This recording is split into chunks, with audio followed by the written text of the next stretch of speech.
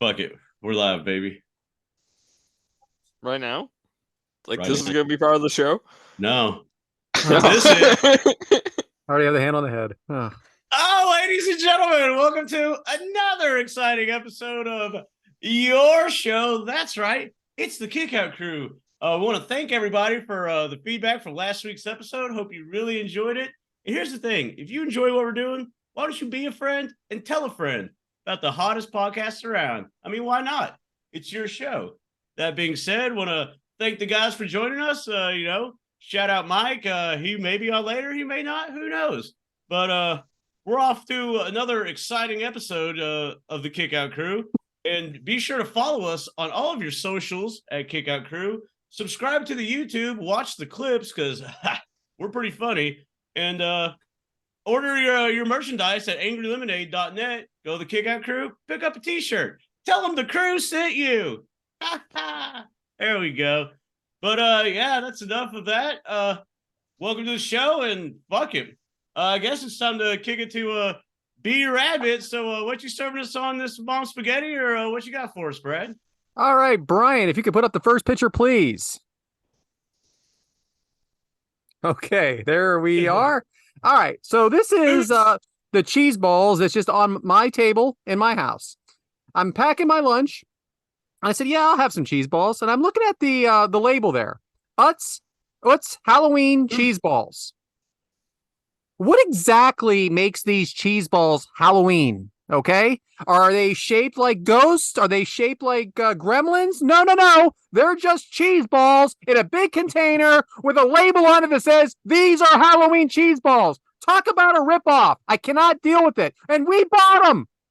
We bought them for this reason, because it's Halloween and we have to have Halloween cheese balls. There are no Halloween cheese balls. Do a little more effort, but you know what? I guess they don't need it because I bought them. Go ahead, Brian. Next picture. Hey, it's a slideshow for old Brad, huh? It's only two.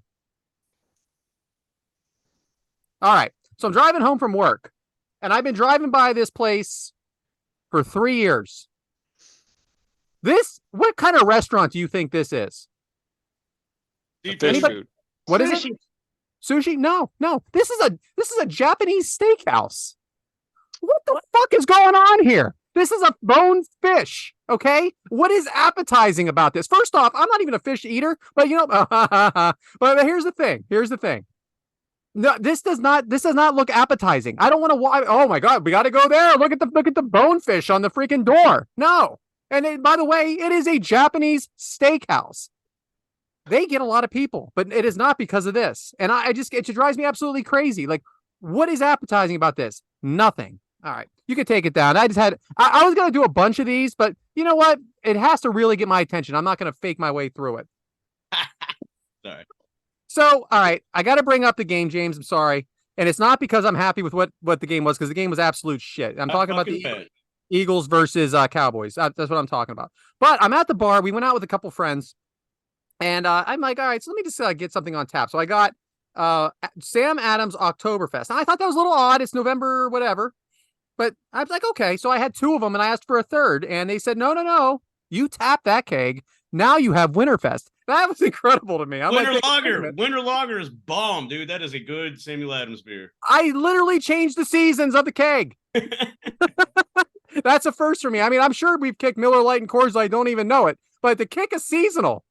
That is something that was not on my that I didn't expect. So speaking of the game, one more thing. Fuck yeah. 27.1 million viewers, which is the most watched game of the year, more than Taylor Swift's game, the Jets versus Kansas City.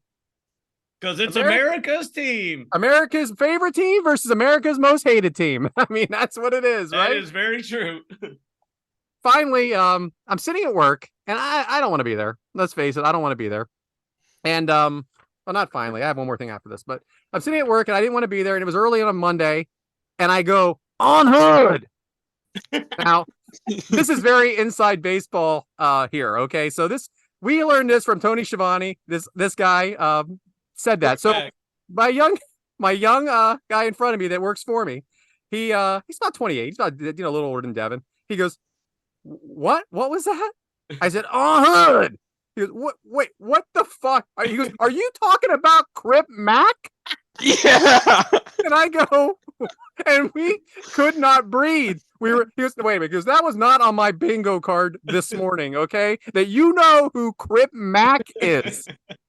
And he wanted to know why. I said, we actually, I think, had him on one of the wrestling podcasts once. Like, I think he's actually been a part of the team. We're not sure where he is anymore. And he was dying. He thought that was the funniest thing. So Inside Baseball, that's on the Tony Schiavone show. They kept constantly playing Crip Mac and and me just bringing it up out of nowhere at work. My young friend there thought that was hilarious. Finally, Crip Mac is on the No Jumper podcast with Adam 22. It's like a super famous podcast. Brad No doesn't jumper, even know. cuz. No jumper. Still, though, you know what I mean? It's still inside. Not everybody knows. I'm an old man, Devyn. Old people like nobody but me. Nobody my age knows who Crip Mac is, except for the people that listen to Tony Schiavone. I promise. I guess No Jumper should have been a Devyn's demographic. Yeah, well, you instead of humiliating me, Devyn. Oh, Finally, sitting at work again today, and I walk by this desk and I say hello to the customers, and he goes, "Hey, I just subscribed to your podcast." I'm like, "Oh, okay, great, thank you." And he says, "I have one as well." And so, shout out to Pounding the Meat podcast. Subscribe to Pounding the Meat podcast.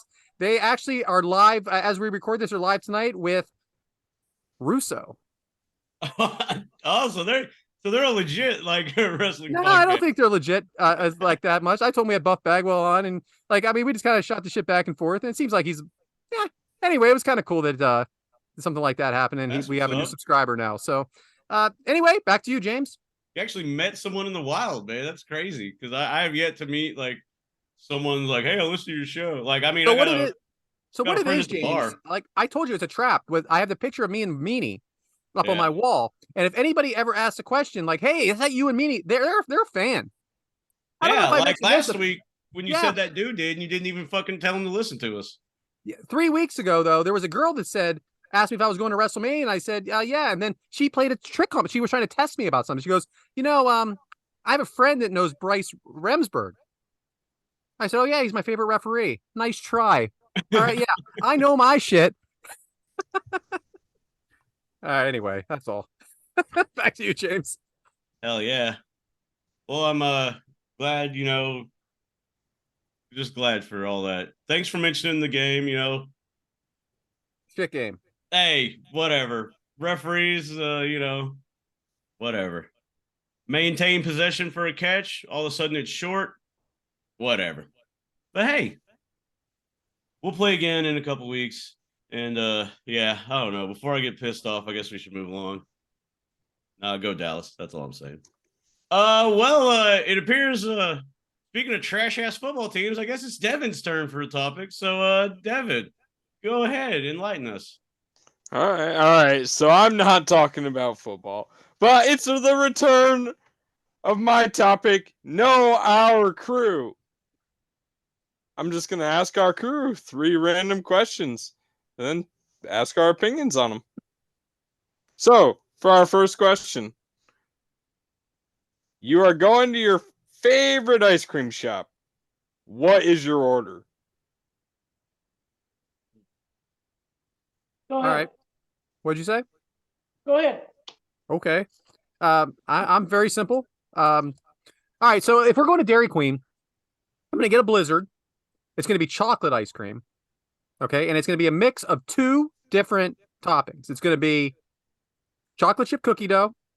And if they can please bring it back, the animal crackers, the ones with the frosting on them, both in the chocolate. That's what I want. That sounds good. It is good. Bougie as fuck. Bougie. Freaking animal crackers? I want chocolate ice cream, and then I want 2 toppings. Pain in the ass. Okay, Blizzard, pain in the ass. Gotcha. Yeah. Pain in the ass is fine. Bougie. Yeah, it all depends on where we go for the ice cream, really, because if we go to like Dairy Queen or if we go to McDonald's, I like an Oreo McFlurry. McDonald's? Do what? Not nothing. You're just going to your favorite spot. So wherever you could get your favorite ice cream. Yeah, I'm getting some kind of Oreo Blizzard or Butterfinger Blizzard. Butterfinger. Fuck out of here. Nice. You guys have any like local shops? Yeah, we do. I got a JoJo's ice cream down the street, and it's good. I go there. I just get chocolate in a waffle cone though. Boring. Actually, We there got is a something called- building. We got something called yogurt time. And Oh, there we go. you can get like jelly beans, and you can get like the creepy crawler bright chewy gummies, and or you can get all that crap they offer. But I'll get like the crushed up Oreo chunks, the little chocolate chips with chocolate ice cream, and a little bit of hot chocolate or a little bit of hot fudge and caramel. Yeah, that sounds good. What about you, James? I like the caramel, baby. Yogurt Me time. too. Found my new saying for that. Yogurt time. It's They're yogurt actually, time, baby. you know it. Oh boy.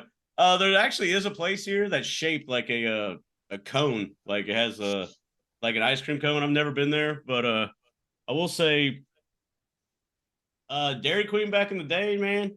If I was good enough, sometimes the parents would splurge, get a banana split, bro. Ooh. But if I'm eating like regular like cup of ice cream type of thing, mint chocolate chip, baby. I'm going to tell you something. Now, you know what throws me about that banana split is the warm banana, and then the cold ice cream. I don't know, I mean, but I'm glad you like it. room temperature bananas. Yeah, it just throws me off.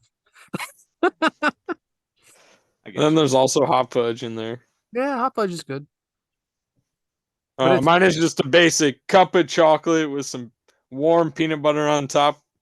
Give me some like peanuts and stuff on there. I'd melt that down. You guys call them sprinkles or jimmies? Sprinkles. Sprinkles. They're What jimmies you here. call them? They're jimmies here. I swear to Jimmy's God. are condoms, right? Yeah, they are that too. You guys have any Rita's water ices out there? What is it? What? It's Rita's. So they're like on every corner here. It's Rita's water ice. It's Italian ice, and they also have what's called gelatis and stuff like that. It's free if you're ever out here, man. They're pretty decent. Anyway. I got something some when called I was in Mars. Philly. Yeah, it's good, right? Shaved ice. Does that count? No, shaved ice does not count. It is not the same. They're like a Kona, you mean? No, it is not Yeah, the it's same. cone, That's like a like slow an cone. ice, No, like an ice shaved ice cone. no, it's Italian ice. It's creamy or wet. Yeah, like Luigi's and stuff. They, Yeah, like Luigi's, except it's a little. It's just better. It's just better. You liked it though? No, right here. Yeah, I got the. I think it was a lemon flavor. That was Yeah, pretty good. This drink's going down quick. Now down South Alabama, they offer this thing where they have a big mason jar, and they put like these massive Oh. fucking milkshakes or whatever, and they put brownie chunks in it, and they had this big ass brownie. It was on Shark Tank, but it's like this big ass mason jar, and it's like a $20 fucking milkshake thing, but it's worth it. It's freaking huge. When you said Mason, Sounds worth it. moonshine. It's a big glass mason jar, yeah. Moonshine. Yeah, good. All Sorry. right, so question number 2. The side at your dinner is mashed potatoes. What are you picking for the main course to go with it? Roast beef. Yeah, some kind of Yeah. steak. Yeah, probably steak. Steak, I want a baked potato with steak. Roast beef. roast beef. Nice. Huh? I'd choose steak as well. That's what I had. So, how do you cook your steak? Medium rare. Medium well. Fuck out of here. Medium or medium well, yeah. Medium to medium well. Bloody baby. That's a medium rare. Yeah, baby. It's the only way. All right, question number 3. Do you have a collection of anything not wrestling related? So I collect Pez dispensers, or at least I did for a long time. They're in a big bag now because I'm not allowed to have them out anymore. Wife said no. Hey, enjoy that corner while you have it, Devin. That's all I'm saying. I'm lucky I'm allowed to do this, honestly. Adam, James? Not wrestling, guys. I was about to say cowboy stuff or like music. Like, if I come across a cool vinyl and it's relatively good price, not like $25, I'll buy it. Oh, that's cool. I collect a lot of baseball cards, so Yeah, I used to. That's I my still have thing. them. I still pick up a couple packs every year just to like keep the rookies that I get. I'm like, yeah, you never know someday. So, Pounds. Devin, it was a collect big, pounds pretty good. Eat Yeah? pizza, drink beer. I collect a lot of pounds. Devin, About I got 300. Mark McGuire's rookie card, and I thought that was a real big deal. And then he went on steroids, and it went off value. I bet it's on. I bet you can still. It's $3, dude. Tops, 1980, whatever. Damn. Wow. Bought it for $4. Did Adam answer? No, Adam's- I cut out for a minute, but I'm swapping to my main phone. But no, because I brought my extra phone just so I could use the Wi-Fi. I Extra got phone. They call that a two bat phone. Yeah, it's Yeah. old Kevin Gates. Yeah. Over the My, bug, my over the referee bug. phone. But no, do I collect? That's a good question because I don't really collect much. I do have like a collection of the California raisins. Oh fuck yeah, dude. Yeah. There's a throwback. What about Teenage Mutant Ninja Turtle garbage? You got any of No, that? I mean, I don't go out looking for it and buy it, but people know I like it, so they buy it from me. Right. So you heard it here. Send your fan mail a Teenage Mutant Ninja Turtle straight to Adam from Bama. That's Yeah. it. Write it just like that on the envelope. All right, so that is another edition of Know Our Crew. This guy's Back got a to you, new James. segment. Who knew? For real. I was about to say we're gonna have a graphic for that coming up real soon. Mike will have a I shirt might have made to by get with you, Mike. Bryant. All right. Well, good topic, Devin. I'm glad that people get to know us more. Ugh. Glad I get to know y'all more. Oh boy. Yeah. And speaking of knowing, are we just skipping today's agenda? No, we can't now because now it's a thing. I like it. I collect Georgia hats too, my bad. This is what he does. This is what he does. He'll bring this up in an hour. It just hit me that I got like 30 Georgia hats. I don't know if he does it on purpose. I don't know if it's a shoot. No, I don't this know. was a complete accident. It just hit me. So today's agenda is Devin wanted 2 weeks ago to pick the matches and then realized that he didn't need to. And so we picked 2 matches because he felt like he had to because he already said he would. That is today's agenda. Fuck Well yeah. said. Well, Thanks, Devin. Yeah. 2 weeks in a row, this bullshit. yeah, I forgot to write something in my notes, but it's okay because you guys probably have the information. But it's about the second match anyway. Perfect. So match number 1. We can never Well, get there. let's fucking go, boys. It is the 2-man power trip versus the Brothers of Destruction. It is here we go. Appreciate this one. It is the WWF Intercontinental title, WWF World Heavyweight title, and WWF Tag Team title match. From WWF Backlash 2001. It took place April 29th of 2001 at Allstate Arena in Chicago, Illinois. Beautiful.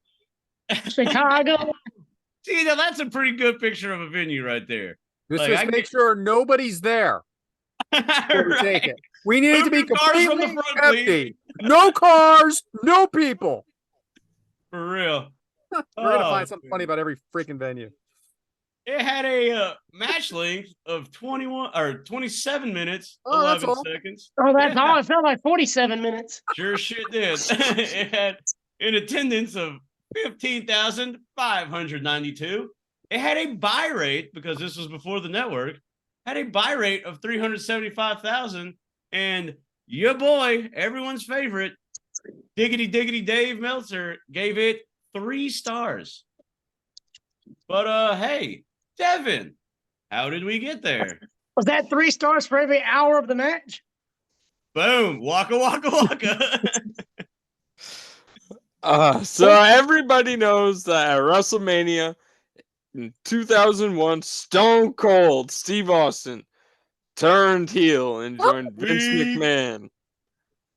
It was all to get the World Heavyweight Championship. A couple weeks later, he aligned himself with Vince McMahon's son-in-law, The Game, Triple H, who that night also won the Intercontinental Championship. They were going on a reign of terror. Kind of like a two-man power trip of sorts. Oh, I see what you did there. Someone needed to put a stop to this. And with The Rock off in Hollywood, Mick Foley had been retired, and WCW hadn't got there yet. The Brothers of Destruction, Undertaker, and Kane, also the tag team champions, were the only ones that could stop them.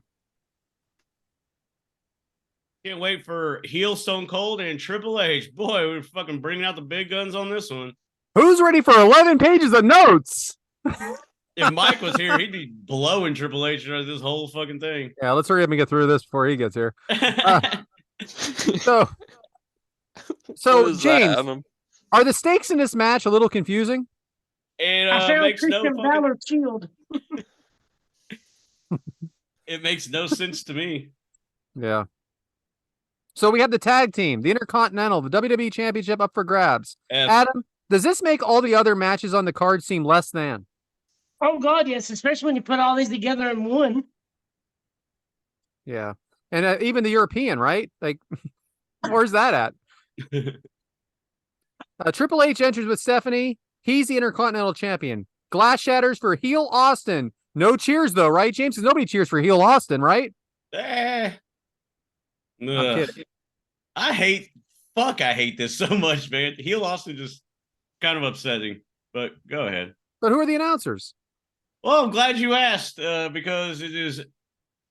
Oh, wait, yeah. It is Jim Ross and Paul Heyman. Very good. So we have Kane's entrance. Devyn, shouldn't the Brothers of Destruction come out together? No, you'd always see him come out a little bit separate. Kane would do his first pop, and then Undertaker would come down. I just Probably always think if you have a both. name of the tag team, I always thought maybe they should come out together instead of like, but I get what you're saying. And of course, then we have the Undertaker American Badass entrance. And I mean, it is a badass entrance with Limp Bizkit, and the crowd's really into it. So I feel like it's because both guys were such a main event talent that Yeah. they both just deserve their own entrance. yeah, it Very does. roll tide. Yep. Speaking of you, Adam, who's the referee? Which one you this one? son Was of a it? bitch. Was it Hebner What the fuck, man? or was it Kyoto? I Okay, can't you remember which one it was. You got one job. It was Hebner. It's one or the other. It's some ref. Well, I know whatever the ref is. This one, I know the other one is for the other match. Man, this question was for Mike, but James, this is just as Yes. good for you. Yeah, I heard you. Yes, Hebner, because Kyoto. Yeah. Okay. You can answer it yet an hour, right? Mike or James, does the pairing of Austin and Triple H feel odd to you? Sure does. Kind of hate it. I don't want to go down a rabbit hole, but I think it was going to culminate in a humongous babyface turn for Austin, but obviously Triple H got injured. But yeah, not really digging Triple H and Stone Cold on the same team or Stone Cold being a heel. Great. Hebner counting out the two-man power trip early. This match is taking a long time to get going. Is that necessary evil, though, James, do you think? It's evil, and I wouldn't say it's necessary. But I guess if you want to slow build some bullshit, it's a good way to go. But Right. there's a lot of, and are they filling time? Like, you never know. Brothers of Destruction go after the dude. I actually wrote dudes with attitudes here. The two-man power trip, fighting on the ramp. Brothers of Destruction dominating. Everything is out of control. Devyn, why did you pick this match? I just know that James is a hardcore fan of Stone Cold Steve Austin, and I love the Brothers of Destruction, so I just wanted to give him one good match that had all three of them in it. A And heel you know, Stone He loves Cold- Triple H too. a heel. I know- Stone Cold? I know Adam is like hardcore, like technical sound, like he absolutely loves that type of wrestling, so I wanted to give him one of these. Yeah, thanks. Triple H and Kane in the ring. I don't even know who's legal, really. Kane throwing down Triple H and Austin. Punches by Kane to Triple H in the corner. Triple H finally getting some offense. Clothesline by Kane to Triple H. Tag to Austin, but Kane tags in Taker. And Austin is scared. Does that make your skin crawl, James, that even though Austin at one time was a heel, he was always a badass and never a coward, right? Yeah, and they even bring this up on commentary too, that because in the video package, or no, never mind, that's the second match. But yeah, like Heyman's like, have you ever seen Stone Cold like be fearful or whatever? And he's like, oh no, no. And then he goes on to say about how he attacked Jim Ross in front of his family and shit. Yeah. Right. It's very different character. Stone Cold, man, love it. Yeah, but the thing is, he was a heel forever, but he was a badass. And this is just, I don't know. Taker stomping a mud hole into Austin. So, Adam, how cool is it to see the aggressive style of this Undertaker? You could tell Undertaker was feeling good around this time because I won't say it's his prime, but he's like rejuvenized because he did the whole gimmick change.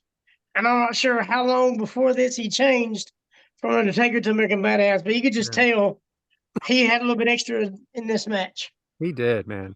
4 Irish whips from Taker to Austin. He tries to shake Taker's hand. Tag to Kane reluctantly by Taker. Kick to Kane, but a big clothesline to Austin. Adam, as a referee, does this seem like a difficult match to work? Yeah, especially with these 4 hot-headed big name guys. And all the championships available, it's just going to be hard to corral all these guys. It's too much. Devyn, age-old question. Do you like the Brothers of Destruction as a team, or do you like them feuding? Honestly, this was my favorite time with them. They were a tag team and just going against all of the heels. We seen them kind of have a great feud about a month earlier against the Edge and Christian to get those tag titles. So it was fun. This was my favorite time. Good. I like the answer. Old school by Undertaker to Triple H, then a scoop slam to Austin, then old school to Austin. All 4 men in the ring. Now double team to Undertaker. Now 2-man power trip in control. And I did have dudes with attitudes written there again. Austin doing his thing on Taker. Tag to Triple H. Double team to Taker. Taker fighting back, but facebuster to Taker by Triple H. Then DDT by Taker. Both men down. James, you've watched a lot of matches. You can see the formula here, right? Yeah, especially with Kane's arm being injured, you kind of know how this is going to, how the story is going to be told. Obviously, there could be some twists and turns, but for the most part, you kind of have a gist of how they're going to go about this. And Devyn, coming into this story, we're watching this kind of cold. And that's something that I always find very interesting is there's a lot of build coming up to these matches beforehand. So the story is really Kane's elbow. Taker doesn't want him to get hurt again. How is Kane selling the elbow? Honestly, I think he's doing great at selling it. He doesn't have the ability to use facial expressions because of his mask covering his face. So he really does a good job like hankering down on his arm and like showing out his arm is really the only thing causing him pain here. And it's funny, Adam, if you look at the history of Taker and Kane, if you know the story, is it strange to you that Taker is actually sympathetic of Kane's arm? Well, when the story is the story? I think that's an excuse. So Undertaker can stay in the ring with Stone Cold. That way, if he pins Stone Cold, he's the world champion. So if he tags out, Kane has the opportunity to win the title. Okay, so great. I think he was just using that as an excuse to stay in the ring. I actually was going to ask that later in the match. So is it whoever pins Stone Cold is the champion? Yeah, or if they pin Triple H, then they're a Continental champion. That is not really talked about much in this, is it? A little bit, not much. Don't you think that should be more of a focus? Yes, and I think it's done because it's going to start having dissension between Undertaker and Kane. But it and didn't. I don't like that. But it didn't. Like, it didn't. Like they were working as a team. Right? I mean, I understand what you're saying. I just think the elbow thing was an excuse. I don't want to hurt your elbow will get hurt more. So I'm going to stay in here and pin the champion so you can't be champion. I feel like all these notes are for shit now. I feel like I just had an epiphany with this. I'm kind of serious. But here's another question. No question. Let's just talk, right? Taker catches Austin with his arm, trying for a double choke slam. Can't get it, but does get a double clothesline. Kane tags himself in. Maybe he's going for the championship. Mind blown. So Kane cleaning house. Sidewalk slam to Austin. Clothesline off the top to Austin. Again, though, the elbow. Ouch. Double team. Adam, is Kane selling the elbow enough, though? Or do you think he should be selling it more? Now, I know what Adam said about the facial expression, but it feels like, do you forget about it at times? No, that's why it's nice and wrapped up like it is, because they said the little sack in the elbow was busted, and I've had that before. Yeah, a little sack, I bet. Huh. That's not the first one I've had. But his injury that they were saying that happened, that little MRSA sack, whatever it's called, happened. And you really don't need to wrap it up that much. But the way that they had like half of his arm wrapped up, it was a good visual for him because he can't do the facial expressions. But I think he sold it just enough. I mean, because he's 7 foot tall, 320 pounds, he don't need to be like, oh my God, my arm the whole time. Especially with adrenaline flowing, I think he did good. Armbar takedown from Austin to Kane. Austin working on the elbow. Quick tags and a ton of double team. Now Triple H and Austin in complete control. Devyn, how old were you here? And were you actually watching, or did you watch this did you watch it later? I was about 3.5, 4 years old here. But I had this on DVD, so this was one of the ones that I always watched on repeat. Because earlier in the show, there's a great match between Shane O'Mac and the Big Show. That's a last man standing match. So I've just always been drawn to this pay-per-view, so I played it over and over. Here we go, ladies and gentlemen. Chair shot to Kane. James, how much are JR and Heyman adding for you in this match?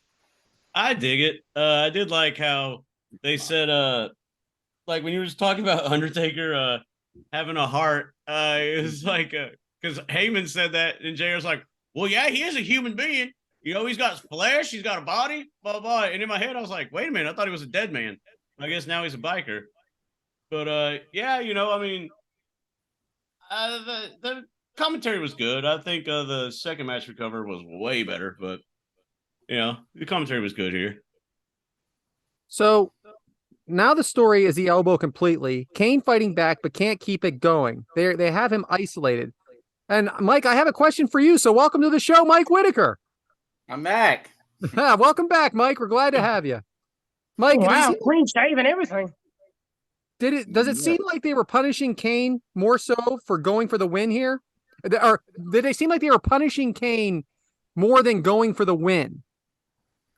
Like they didn't go for the pins. They seemed like they were hurting him. They wanted to hurt him. Wasn't he? Because he was already injured, wasn't he? Yes. So I guess you're coming in the middle of this. So it'll be easier to beat in the long run. Punishing Kane more so, I just felt like they weren't going for the pin to me. I guess they had 10 minutes left in the pay-per-view, right? Adam, how's the teamwork of Austin and Triple H? It was actually pretty damn good. It was a whole lot better than I ever thought it would be, because Stone Cold was just never a tag team guy, and Triple H always had the X, so he's more used to it than Stone Cold, and especially the "don't trust anybody" moniker he used. Yeah, but it was actually pretty damn good. Yeah, you're right. He wasn't a tag team guy. Hollywood Blondes. Taker bleeding. Kane couldn't slam Austin. That wasn't Stone Cold Steve Austin. This arm work has been going on for a while, but guess what? Even if James doesn't agree, it's not boring. It really isn't. These four are the four of the best workers out there, aren't they, Devyn? Oh, absolutely. They're the four best. With like I said earlier, The Rock was off to Hollywood at this point. So these were the best four that WWE had. Modified overhand wrist lock by Triple H to Kane. Yeah, I said modified overhand wrist lock. I sure did. By the way, Devyn, if the Brothers of Destruction win, I wanted to know who was going to be the champion. But guess what? Adam already answered that. I wasn't sure about that. All right, so I'm glad that was cleared up early, and I brought it up again anyway. Kane's still in there. James, Austin at this stage in his career is mostly a brawler with the best promos. Why does LA Knight get criticized for wrestling skills if that's what works? That's a good question, because I think not only do you have to have good matches, you have to put asses in seats, and we all know that, you talk them into the building, then you show them with the match.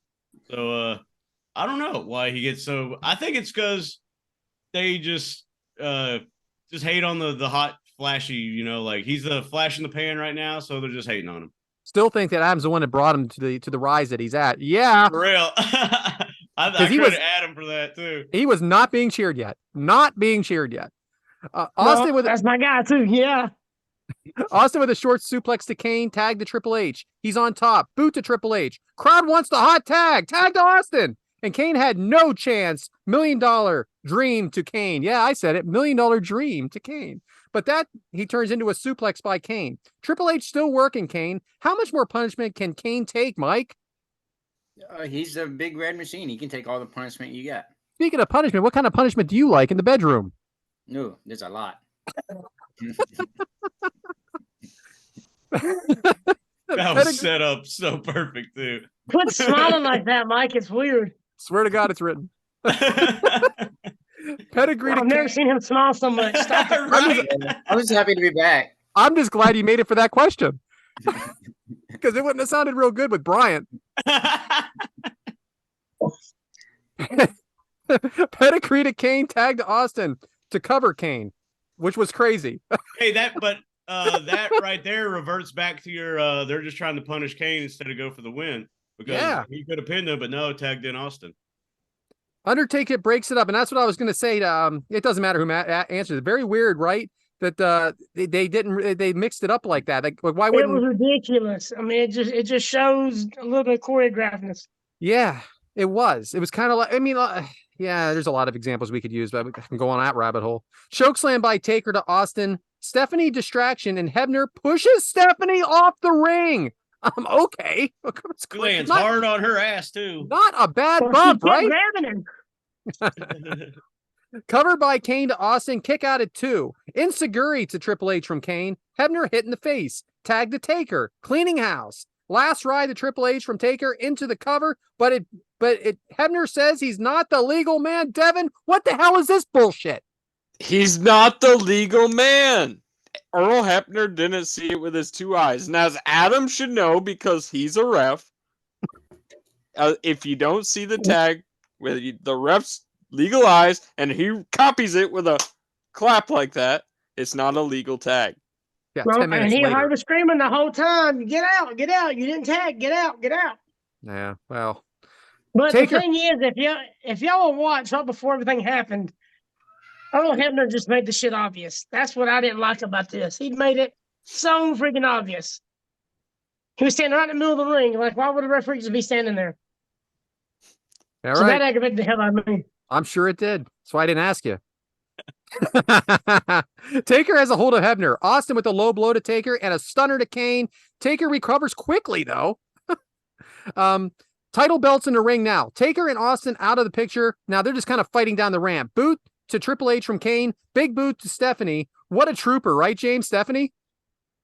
She is something. I guess this is her kind of foray into kind of getting on the screen a little bit more. But yeah, she took that bump out of the ring from the Hebner push. Now she's doing this. And she took that boot like a champ. Earning that paycheck, you know what I mean? I love it. I love it. Mr. McMahon in the ring with a sledgehammer. Kane with a hold of McMahon. Triple H with the bottom of the sledgehammer to Kane. Ref thrown back in the ring. Triple H with a pin to Kane. 1, 2, 3, and new tag team champions of the world. Was this finish ever in question, Mike? No, you knew they were going to win it. Did they make it a family victory by having Triple H get the pin at him? What I mean by family is McMahon's. Yeah, because Dad comes out and shout out to Vince McMahon for not blowing a quad running into the ring for once. That was awesome. And so finally, shout out to him, man. And finally, Devyn, that was long. Back to you, James. That's the only time you'll ever hear that, Devyn. Heyo. That was fun though, guys. Fun. Oh man. Well, fuck. Brad, good job on rifling through those notes, because I was like, man, with this match, we could be talking for a fucking hour just on these. I tried to go through that quick. But Thank we got you. another one. right. But yeah, I dug it. Good stuff. Can't wait to hear questions. I don't even think we have any about that, but yeah, whatever. Oh, there might be. Moving on to, well, Adam over here, as you can see his background. So Adam, this week as an in-ring performer, what do you got for us? Well, I'm on site at Spartan Wrestling getting ready for the big cage match, my first cage match I get to be involved in. And it's like a Royal Rumble type deal. Every minute and a half, somebody's going to enter the ring. So it's going to be pin submission type cage match. So Okay. my endurance gets checked this weekend. Is it elimination or one Yeah. fall? No, it's you need to come in. If you get pinned or submitted, you're out. Last person wins. Last person's the champion. And I think there's legit 30 people, so it's going to be a little while. Shout them out. What promotion was that? Spartan Wrestling. They're actually training now, and some of the guys are in the ring training. That's the one with Rico, right? Yes, Rico Bravo. Yep, And he's Christian, Shout actually out. here too. I need to get him to come on and say hi real quick. So Yeah. after I go through the matches, I'll go holler at him. How old is Rico? But yeah, man. After you asked your question on the mailbag, I couldn't even get home, and Rico's messaged me. He says, "Hey, man, you got access to that?"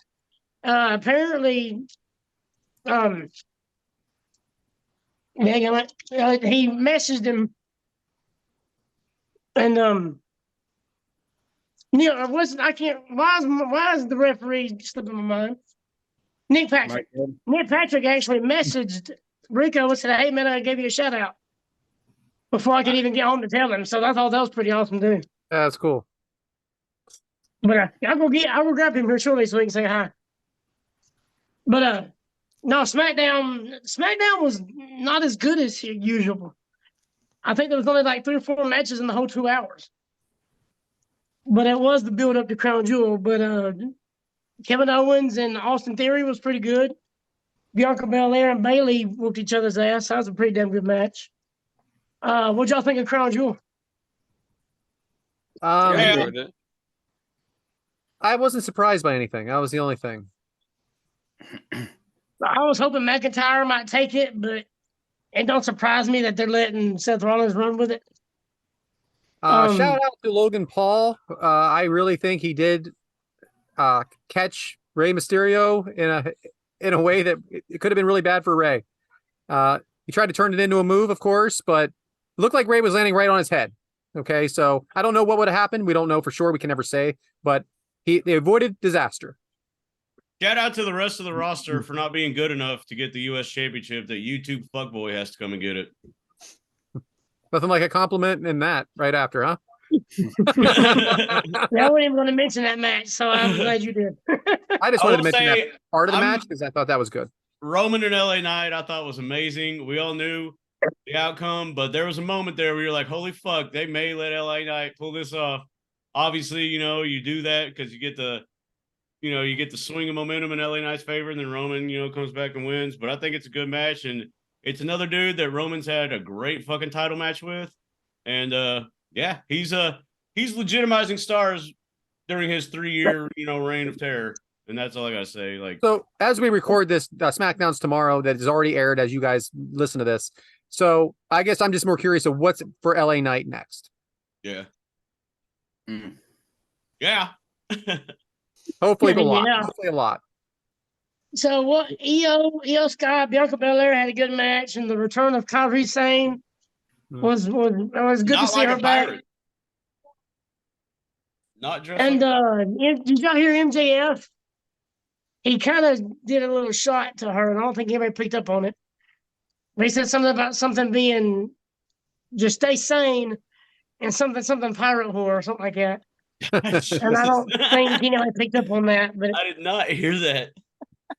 yeah, I think, and I don't think it was meant for her, but it was like a little underneath shot towards her I will say, because it was right after she re-debuted. Adam, she throws a great elbow off the top rope, but that one she did Saudi She's one of the best she's got one of the best fucking elbow drops legit in the whole business. the Saudi one I didn't think was that good. But she always does like a real good job, but that one just seemed a little Yeah. like maybe she slipped or something. I don't know. She's probably because she's wearing all them damn clothes you have to wear in Saudi Arabia. Right? Yeah, Rhea looked ridiculous. I thought she looked awesome. I Honestly. thought she looked weird. I thought she looked painted up for Halloween. Yeah, Her like hair she was had all like a straight. Joker look to her. It was different. Damian Priest, Cody Rhodes had a damn good match. I thought Damian Priest was gonna cash in later. Dude, Damian Priest, they need to do something with him. They need to push him to the damn moon. Because he's legit one of the best dudes in wrestling right now. And now think War he got Games plans was for him. announced. They got plans for him. They I got can't. I can't think of a bad match he's had. Every time he's put in the main event situation, he delivers and over delivers. Monday Night Raw was good. The Intercontinental Champion Eliminator match. It was weird seeing the Miz win though, because I was thinking maybe Ivar or Boston Reed might win that because But then the you Miz have has heel been there, versus done that. heel. I think they just didn't want heel versus heel. And now you can make Miz a babyface now because he's embarrassing Miz. I Well, mean, Ricochet's already faced him. it was reported online that Ricochet got a little loopy during like the And match was guy. not supposed to kick out. Yeah, was not supposed to kick out during that spot. And it was supposed to be I saw that Ivar too. and the Miz going to battle. But by the time that We're you all guys have set. seen this, Ivar and the Miz have already battled, and we'll know who the number one That's contender interesting truly you say is. that because there was a lot of confusion when they were calling that match for sure. But I think match of the night was the Creed brothers versus DIY. The Creed brothers are showing out, man. I'm so excited for these guys, and I'm glad they're getting a push because they're like legit badasses. Very aggressive. And I like Ivy NXT. Nile. Ivy Nile. Go ahead. Yeah, she was awesome on that show with The Rock, like a Gladiators ripoff. NXT was good. Tyler Bate and Donovan Dijak, damn good match. Match of the night. Fallon Henley, Tiffany Stratton, Roll Tide. Let's see here. Rampage. I'll tell you what. Trent Beretta and Daniel Garcia had an awesome ass match on Rampage. I mean, think everybody. Rampage is underrated. Sometimes it is. It depends on how they book it. They have a couple good, usually have a good match on there though. Yeah, and I think that was the match of the night, even though it was an hour long.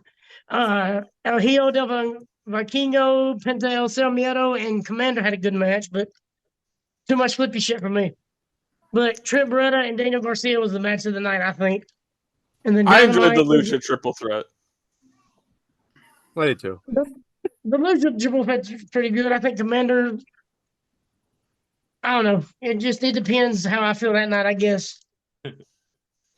Like Kingo does too much shit that could get his ass hurt.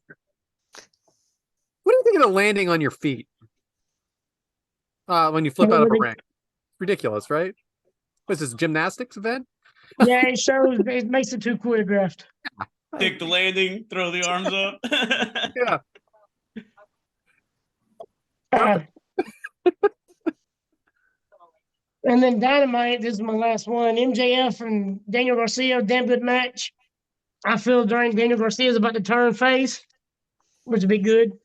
Keith Lee and Joe. I'm going to come back to this one.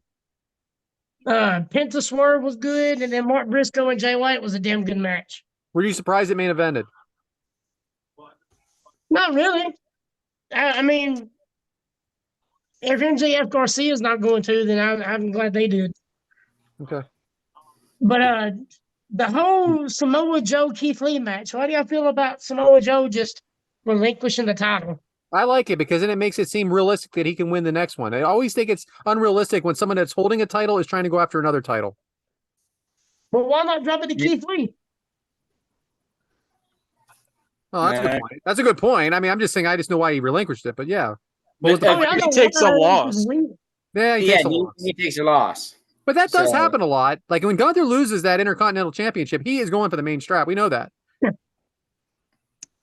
But I just don't see WWE letting Gunther saying, "Okay, I'm giving the title up, so y'all fight for it. I'm going somewhere else." I feel like the title I never somebody lost. over on his way up. I think Samoa Joe can handle a loss. I mean, we see Miz lose like 60 something matches, and then he finally won one.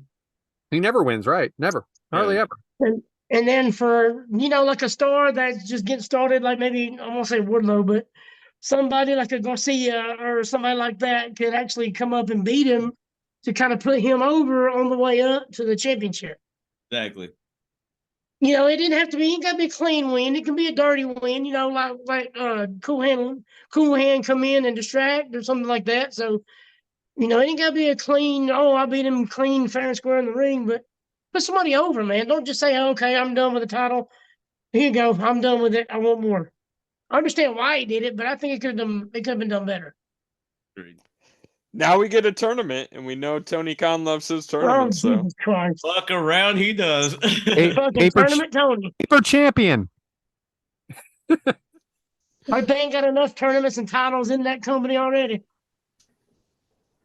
and then if Samoa Joe doesn't win the AEW championship, he can always go back and say, "Hey, I'm facing you because I never lost that title." Well, see, that's why like I said, like a distraction, a loss like that. You can be like, hey, look, you may have beat me, but you fucking cheated. So I want my title back. And then I can revisit that feud. I think that's better than him giving it up, because if it was like, hey, I never lost it, they'd be like, yeah, your pussy ass left it in the ring. You gave Yeah, up. you gave it away. So you can't have it. True. Fuck your rematch. But if it was a cheat to win, then you could be like, you cheated. I Yeah, remember like somebody get the feet on the ropes or something like that. Remember Bobby Lashley lost the United States Championship, and I think 3 weeks later he beat The Miz for the championship, the main championship. I mean, it can't be Yeah, done. after he cashed in, yeah. Yeah, so that can be done. Freaking Miz running. I just feel like it could have Samoa Joe. It could have just put somebody because beating Samoa Joe is a big deal to a young wrestler. I think. Legit You think badass. there's more Joe that didn't want to do it? I think he's I don't see Joe doing that. I don't see because he lost to, he lost MJF already. So I've always heard Samoa Joe's real good doing business. Doing business with. No, I just feel like it was a Tony call and it could have been done better. Yeah. At least put somebody over. Exactly. But that's it, guys. Oh, thanks, Adam. That was fun. Yeah, I dug it. In-ring performer, good stuff. I kind of like these match discussions because a lot of the times with my new schedule, I don't get to watch much. So it's good to know what's good. But you know what else is good? Can't It wait. just seems like Raw and SmackDown just been kind of lackluster lately. Heard You're only that. getting 2 or 3 matches in 2 hours. But what goes good with watching wrestling? Some good old food. So, Mike, welcome back, buddy. What you got cooking up for us? Well, actually, today I'm going to do a little bit different because we know a lot of y'all know how to cook, except for Brad, maybe. But what I'm going to do today is some homemade barbecue sauce. How about that? So what you need for this is a half a cup of vinegar, 1 cup of ketchup, 1/4 of a cup of brown sugar, 2 tablespoons of mustard, 2 tablespoons of Worcestershire sauce. Love it. You need 1 teaspoon of onion powder, a half a teaspoon of black powder, half a teaspoon of cayenne pepper, and a 1/4 teaspoon of salt. And if you want to make it a little bit spicy, you can throw in a little bit of hot sauce and throw in about half a teaspoon of crushed red peppers. Make it a little bit spicy, mix it up, throw it on anything you want. Love it. Man, it's good to have you back. I'm back, baby. You're back. Sounds good. That's It it, is. huh? Just mix it all together. Just mix it all together. Mix it Put all in a together, and it's blender. homemade. Who needs good old JRs when you got good old M Dub? Well, boy, shots fired right there. The Send your hate tweets opinions to expressed Devyn. by Devyn Dowling are not those of the Kick Out Crew For podcast. real. Or Devin Dowling. I like JR. Send your hate tweets to, was it Devin D19? Oh, man. Already married, foot and mouth syndrome. Like it. So yeah. Is that what you got for us, Mike? Yeah, I was gonna do a little bit of sauce. I had it for last week, and I wasn't there, so It brought it on this week. It sounds like a good dipping sauce. Huh? Huh? Yeah, that's a callback. Shout out. Shout out Ranch. I guess I'll hear that one from Randy. You will. Right, The first thing I great. thought was, oh, Mike's making a sauce. Can't wait for my dad to butcher this. So He'll say funny thing is, I'm at the dinner table and there was ranch on the tacos, and my daughter was asking what that sauce was. They weren't tacos; they were like tacos with like buffalo. They were like buffalo chicken, like kind of things. And my daughter goes, "What kind of sauce is this?" And my wife says, "Ranch," and I said, "Shout out!" Shout No out one knows Ray. what I'm talking about. I'm like for an audience of one here, and it's me. Cutting your own inside jokes to yourself. they're all like, true story. Check the archives. Hilarious moment. Shout out ranch. Have you done the ranch that you make your own? You buy the packets and you get the mayonnaise into it? I have. Yeah. Well, at restaurants that I've worked at, I've done that. That shit is amazing doing it that way. I'd rather do that instead of buying a bottle of ranch. A lot cheaper. I mean, you know, like if you, I mean, obviously buying all the individual ingredients is expensive, but making it. Well, because you need a cup of mayonnaise and you got to get Yeah. two. Then you need, just like a cup of milk, and then you get the seasoning for it. But I think that ranch dressing is better than anything else. True. You ever got the oyster crackers and put the packet of ranch on them and like mix them up? I haven't, but I do like oyster crackers. I do. Put ranch, like the ranch packets on it, and, shake them up in a bowl. Awesome. I do put the ranch pack in chili. When I make chili, Okay. I'll put it back in there. I was thinking about the oyster crackers in the chili, but you went a different direction. Even better. I'm telling you, it just gives it a little twist. Not too bad. Not too shabby. What a twist. Hell yeah. Sorry, I was taking a drink there. But yeah, Mike, good to have you back. Welcome to the show. Glad you missed most of that Triple H match because, didn't want to hear you foaming at the mouth over your boy. But yeah, that's why you did it first. Right? Brad, read them fucking notes. Read them. But no, it's all good. But what goes good with food? Watching stuff. And Devyn, demographic, we got you fucking knocked out early in this episode. Sometimes prayers do get answered right. So Devyn, go ahead with this demographic. What you got for us?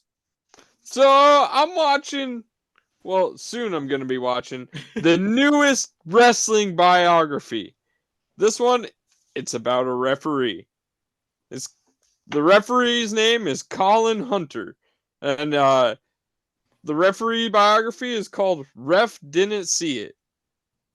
It's going to be dropping on YouTube sometime really soon. You can help him right now by he took out some loans to help make this movie. You can help him at therefmovie.com. Very interesting. He's got a Kickstarter there. Why do we need to help him? He's already making a movie, and he's like a movie star. He's trying to make one. He's a referee. He's not a movie star. He's on Adam's I just page. like the idea of it. Right? Yeah. It's not like we're helping Tom Cruise with a Kickstarter, Yeah, it'd be like if Adam made a movie about himself getting into the business. Adam, I'll freaking do a Kickstarter for your movie. Let's do it. Let's do it. Yeah. I got $5. Let's get it. All right. Dude, the Adam Hunter story. Yeah. So wrestler, the top guy to Colin referee. That's about how it was, yeah. You're right. All right, and so my number 2 thing is make sure you catch Dolly Parton's brand new rock and roll album. She's got 30 rock songs out now. Dolly Parton, at the age of 79, releasing rock music. I think it's awesome. She has 21 covers and 9 brand new songs, all about rock and roll. And you can hear some of those Thanksgiving Day at today, actually, when your Dallas Cowboys, that's right, America's team, your team, plays. Dolly Parton is the halftime performer. So be sure to check that out. That would be a week today. Whatever, Yeah, Brad, fuck off. So check it out next week.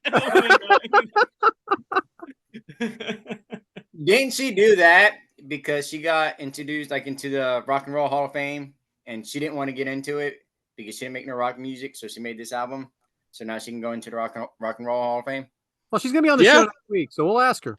No, I wish, but no, I watched a biography on Dolly Parton. Well, I mean, I could be wrong. I heard something like that. She got asked to go into the Rock and Roll Hall of Fame, and she said no because she didn't make rock and roll music.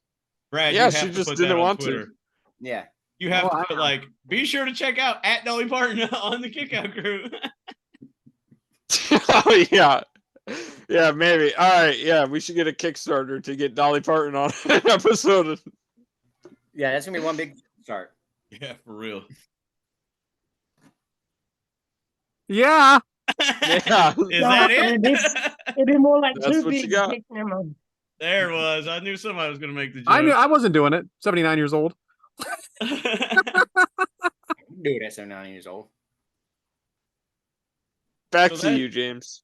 Hell yeah. So, shout out to Dolly Parton's new album because I actually have heard that it's pretty good. So, I was kind of thinking about checking it out myself. Probably not. Anyway, so is it time for match 2? Fuck yeah. Brad is just pumped to the 6 more pages, brother.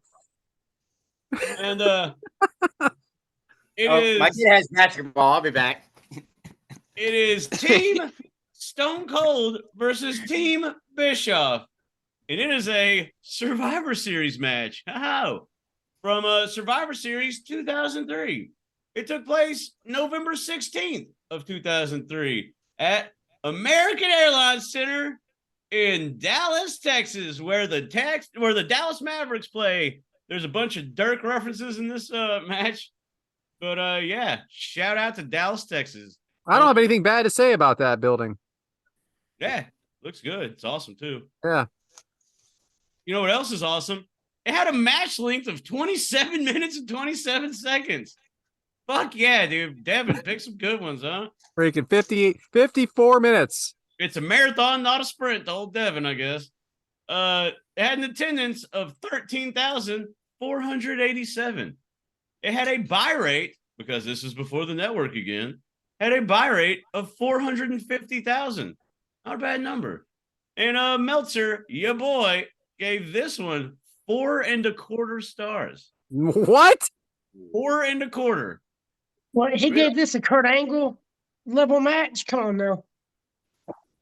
Wow. Didn't see But- that coming. The way this goes, and Devyn, you better fucking hit a home run on this one. How did we get there? All right, so after Eric Bischoff fired Stone Cold Steve Austin from ever wrestling inside a WWE ring again, Linda McMahon hired Stone Cold Steve Austin, her favorite wrestler, back to WWE. This time, he was a co-general manager alongside Eric Bischoff. Stone Cold would make Bischoff's life a complete living hell. He would also go around giving stunners to everyone. He would give it to Chris Jericho, to Randy Orton, Batista, all Evolution.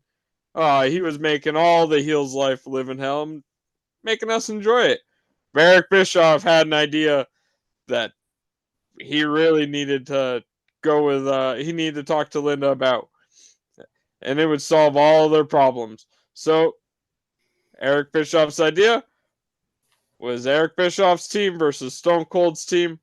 If Stone Cold wins, he can go around stunnering everyone and continue making everyone's life a living hell. But if Eric Bischoff wins, Stone Cold is gone forever. Yeah, stunning everybody. What a different, unique way of doing business for Stone Cold. Anyway, to the match we go. Eric Bischoff entrance. He's the man, hey, main. before we start, Oh you boy. have to mention the part of that video package where it's like Stone Cold, your fate rests in the hands of 5 people. Like, you have to trust 5 people, because his thing was don't trust anybody. And it's like, now you have to trust one of them being Shawn Michaels. Ooh. DTA, right, Devyn? Don't trust anybody. Literally at Devyn's first note here. Eric Bischoff entrance. He's the man, right, James? He, what do you mean in reference? Oh, come on. That's our boy. I like Eric for sure. Yeah. Plays a great heel on TV. Back in this day, obviously, wasn't really watching, but definitely knew when he came back to WWE, like they interrupted, news like for that. It was a big ordeal. So yeah, Eric, and here's the thing. He's battling my boy, Stone Cold. So of course, he's the man as a heel, and he's the man as a person now. Shout out Eric. We sat with him this year at Dave and Buster's. And here he is, rubbing elbows with Stone Cold Steve Austin. Dude, he held court in the fucking hotel lobby for like an hour and a half, him and Mrs. B. Yeah. Shout out Mrs. B, too. He's tweeting in front of me about Jungle Boy and then smiling about it, and then I'm reading it on Twitter. Like, it's just what is happening in my life here? For real.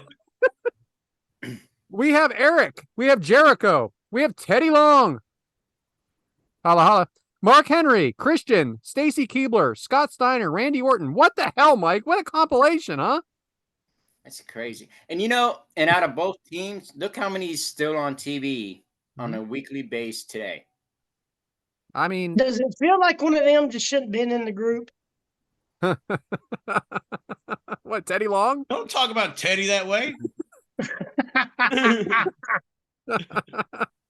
Anyway, Glass Shatter, Stone Cold entrance with Booker T, the Dudley Boys, Rob, Van, Dam, and Shawn Michaels. Adam, any opinions on this group? And who's the damn poor referee? Oh, the referee's my boy Mike Chioda. Are you But, sure it's Mike? He had blonde hair.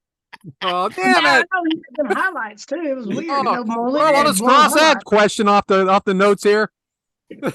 But the group itself, it's like ECW guys, WCW guys, and one WWF guy. I love it, man. And you got to This trust team- these guys that they haven't even been in WWE for that long. I don't know. This has stakes for sure, Devin. Does that make it more special? Absolutely. It's not just any typical Survivor Series elimination match. It's got Stone Cold Steve Austin's career on the line. So he's got to trust these 5 guys. And one of them, like James pointed out earlier, is someone that he's had a lot of problems with, and that's Shawn Michaels. Speaking of, well, before we get there, who are the announcers, James? Well, it is Jim Ross and Jerry Lawler, and they do an amazing job. JR does a fucking amazing job in this match. He is on his fucking game in this match. Love it. So as we've been mentioning, Mike, we have Austin and Michaels working together. I mean, well, howdy, right? Yeah. Man, killed it. Question. I don't understand. Mike, do they have any kind of history? Oh, yeah, they got a bunch of history. Austin whooped his ass in WrestleMania. I mean, they just kept on going back and forth. Devon and Christian starting out. Oh, well, hey, they were tag team champions together too at one point in time. Oh, yeah, so shout out to not being a tag team wrestler. And then he went in with Dude Love too. So Oh yeah, and yeah. Devon and Christian starting out. Adam, Christian's still doing it at a very high level today, isn't he? Oh, Christian's doing it better than he is back then. Can't agree more. Smack by Christian. Testify on that one. Rob Van Dam in. Anything you have in common with Rob Van Dam, Devin? Just that we absolutely love having a good time. You both like to party, right? All right. Fucking Wooderson over here. Jericho in with RVD. Great chemistry. Bring this back, right, James? These two. RVD and Christian? Yeah. Yeah, I dug it. Man, it was so good. No, Jericho and Christian. Oh. Or fuck, Jericho hey. and RVD. What the fuck, Brad? Man, I don't know where we're at here. I was lost. Man, tell me about it. I only got 6 more pages to go. Hey, Steiner Jericho in the and ring. Shaw and Austin pretty heavy during this whole match too. Steiner in the ring right now. When did Steiner make his WWE return, Devin? Literally 1 year earlier at the Survivor Series pay-per-view. That's when he came out and he destroyed Matt Hardy and Christopher Nowinski. And Big Papa Pump was here. He's working on... I'm sorry. That was the Royal Rumble, right? No, it was Survivor Series. Okay. Steiner in the ring working on RVD. Hey, Mike, can Braun Breaker be more successful than his uncle and his dad? Oh, hell yes. I think he's going to. Yeah, he's going to be definitely. Sit down, Booker T. That's what Scott Steiner said. I don't know why that just stuck out to me. I'm an organ donor. Think Stacy needs one? The king. Oh, Boom. boy. Oh man. I don't usually write down lines. I know I did last week with NWA, but man, I couldn't help that one. That was smooth. Step over shot by RVD to Steiner. Awesome. Belly to belly overhead suplex to RVD looked rough and dangerous. Suplex by Steiner to RVD. A lot of time in there for RVD, Adam. Not normal for someone on a 5-on-5 match, right? That was weird. It was, you figured there'd be a couple more tags in and out by then, but RVD's a machine. Yeah. Still is. I'll tell you, I got more to say about him. I got plenty of notes here. Let's just stop. Steiner, a belly to belly suplex off the top to RVD kick out. Booker T tagged in, very hot tag. Steiner looks stiff, Devin. How much to get in the ring with him? For me to get in the ring with Scott Steiner? Yeah. I'd do it for $20, I guess. Why not? What the Stump I wonder Marshall if had Steiner fun. had Why heat for not? Booker T. There's a line from Rocky Marshall's 3. a wrestler, Devin. I wonder if Scott Steiner and Booker T had heat. Yeah, I'm telling you. Yeah, that's a WCW thing. When they made that hot tag, the first thing I thought of was, oh, this is like the WCW 2000 again. There's a line in Rocky 3. How much did you get in the ring with him? Do you want to start at Fort Knox? Huge stop to Booker from Steiner. Scissor kick to Steiner. Spinaroonie. Spine buster to Steiner from Booker T. Chaos now. Low blow to Booker T from Steiner. Steiner recliner to Booker T. Stacy Keibler running interference. Took Kyoto forever. Why did Stacy turn on Scott Steiner there, Devin? Because Stacy was with Test, and literally like a month earlier, Scott Steiner beat Test to get the quote-unquote rights to Stacy Keibler. Nice. Rights. I love it. Not in 2023. No. Is that what you gotta do to get her? He beat Test in a match, but Stacy gave him the low blow, and she was on her own from now on. Fucking David Flair. 3D to Steiner. I know, right? You know what sucks about this? Eric Bischoff, what he did and what he stopped her to do. That is very true. Tell me about it. Bookend to Steiner eliminating Steiner at this point. That took a while, James. I mean, how long is this match going to be? 27 minutes and 27 seconds. Mark Henry in World's Strongest Slam to Booker T. Now, that didn't take long at all to pin him. So how do you like this Mark Henry, Adam? Do you like this Mark Henry or do you like Sexual Chocolate? Oh, that's a good question because I like them both. I mean, I might lean more towards the sexual chocolate just because he was funnier. Yeah, this guy, I couldn't relate to him. I know he was a badass and like I kind of like the wrestling machine angle, but just didn't quite. I couldn't get any emotion with it. I guess we weren't supposed to. Does he kind of remind you of Otis, or does Otis remind you of Mark Henry? You know, Otis is just too funny to me. But like, I guess I never took Otis seriously ever since. Could he not? If he turned around and became a badass heel, I think he could destroy some things. Like, I mean, they tried it, right? Tried that. It didn't work. Yeah, they made him a comedy act again, right? Yeah. Bubba now in with his busted open co-host Mark Henry. Two big pieces of meat in there. Devin, crowd loves the Dudleys, right? Oh yeah, the Dudleys reunited 1 year before at Survivor Series 2002. So now they've been battling for a whole year. They're now the tag team champs, and everyone loves the Dudley Boys. Tell you what, seeing the word Devon here and Devin is a big problem on my notes. Big punch and clothesline to Devon from Mark Henry. 3D to Henry. RVD with a 5-star. 3 men pinned Mark Henry. Jericho in the ring now with RVD. Big chops to RVD. Moonsault from RVD to Jericho. James, you haven't watched a lot of RVD's career. Am I right about that? Pretty much. What did you think of his work in the ring today? Today is in. In this match. I'm sorry, I phrased it wrong. Yeah, I liked it. You could tell that, obviously the shine is on him. Going back and watching stuff with like him and Jerry Lynn, you can tell that he can go for sure. So I think that he's a good worker, good body to have in there, and he can definitely perform for sure. Yeah, I loved him. I thought he was great in this match. Yeah. Tag to Orton and RVD in the ring. Big clothesline to RVD from Orton. Rolling Thunder to Orton. RVD on top again. RKO to RVD for the pin. Adam, are you rooting for your boyfriend here? Dude, I'm all into Randy Orton right here. This is Evolution Randy Orton. All right. Devon back in, beating on Orton, flying headbutt to Orton. Jericho in the ring. How's the pacing of this match for you, Mike? Does it feel long or is it moving well? I think it's kind of moving well. When you get people that, that keep on going at it like that, it makes it move a lot smoother than just sitting there in a lot of like rest holds and submissions and stuff like that. I agree totally. And I know, James, this is a long match and it takes a lot for me to write about it, but Mike and James, this is like, it does keep moving. Like it It isn't boring in any way. And JR is smashing it on commentary. He is. A lot on it. I mean, he knew the stakes, I think, and I think he brought his A game for sure. Mhm. Bubba breaks up a pin. Kyoto can't keep control. Jericho with the pin on Devon Dudley. Bubba in the ring with Jericho. Devyn, what was Michaels' health like at this time? Shawn Michaels, he was fully recovered. He was healthy. He was good to go. This was kind of like the peak Michaels from when he returned, I believe. Okay. He finally gets in the ring. Michaels and Jericho in the ring together. Clothesline to Michaels off Christian's reaction. Orton and Michaels in ring. Kick to Michaels, not very good. Bubba cleaning house. Big back body drop to Christian. Samoa drop to Orton from Bubba. Low blow to Bubba. Unprettier to Bubba from Christian. Bubba is pinned. James, can Shawn Michaels do it all by himself at this point?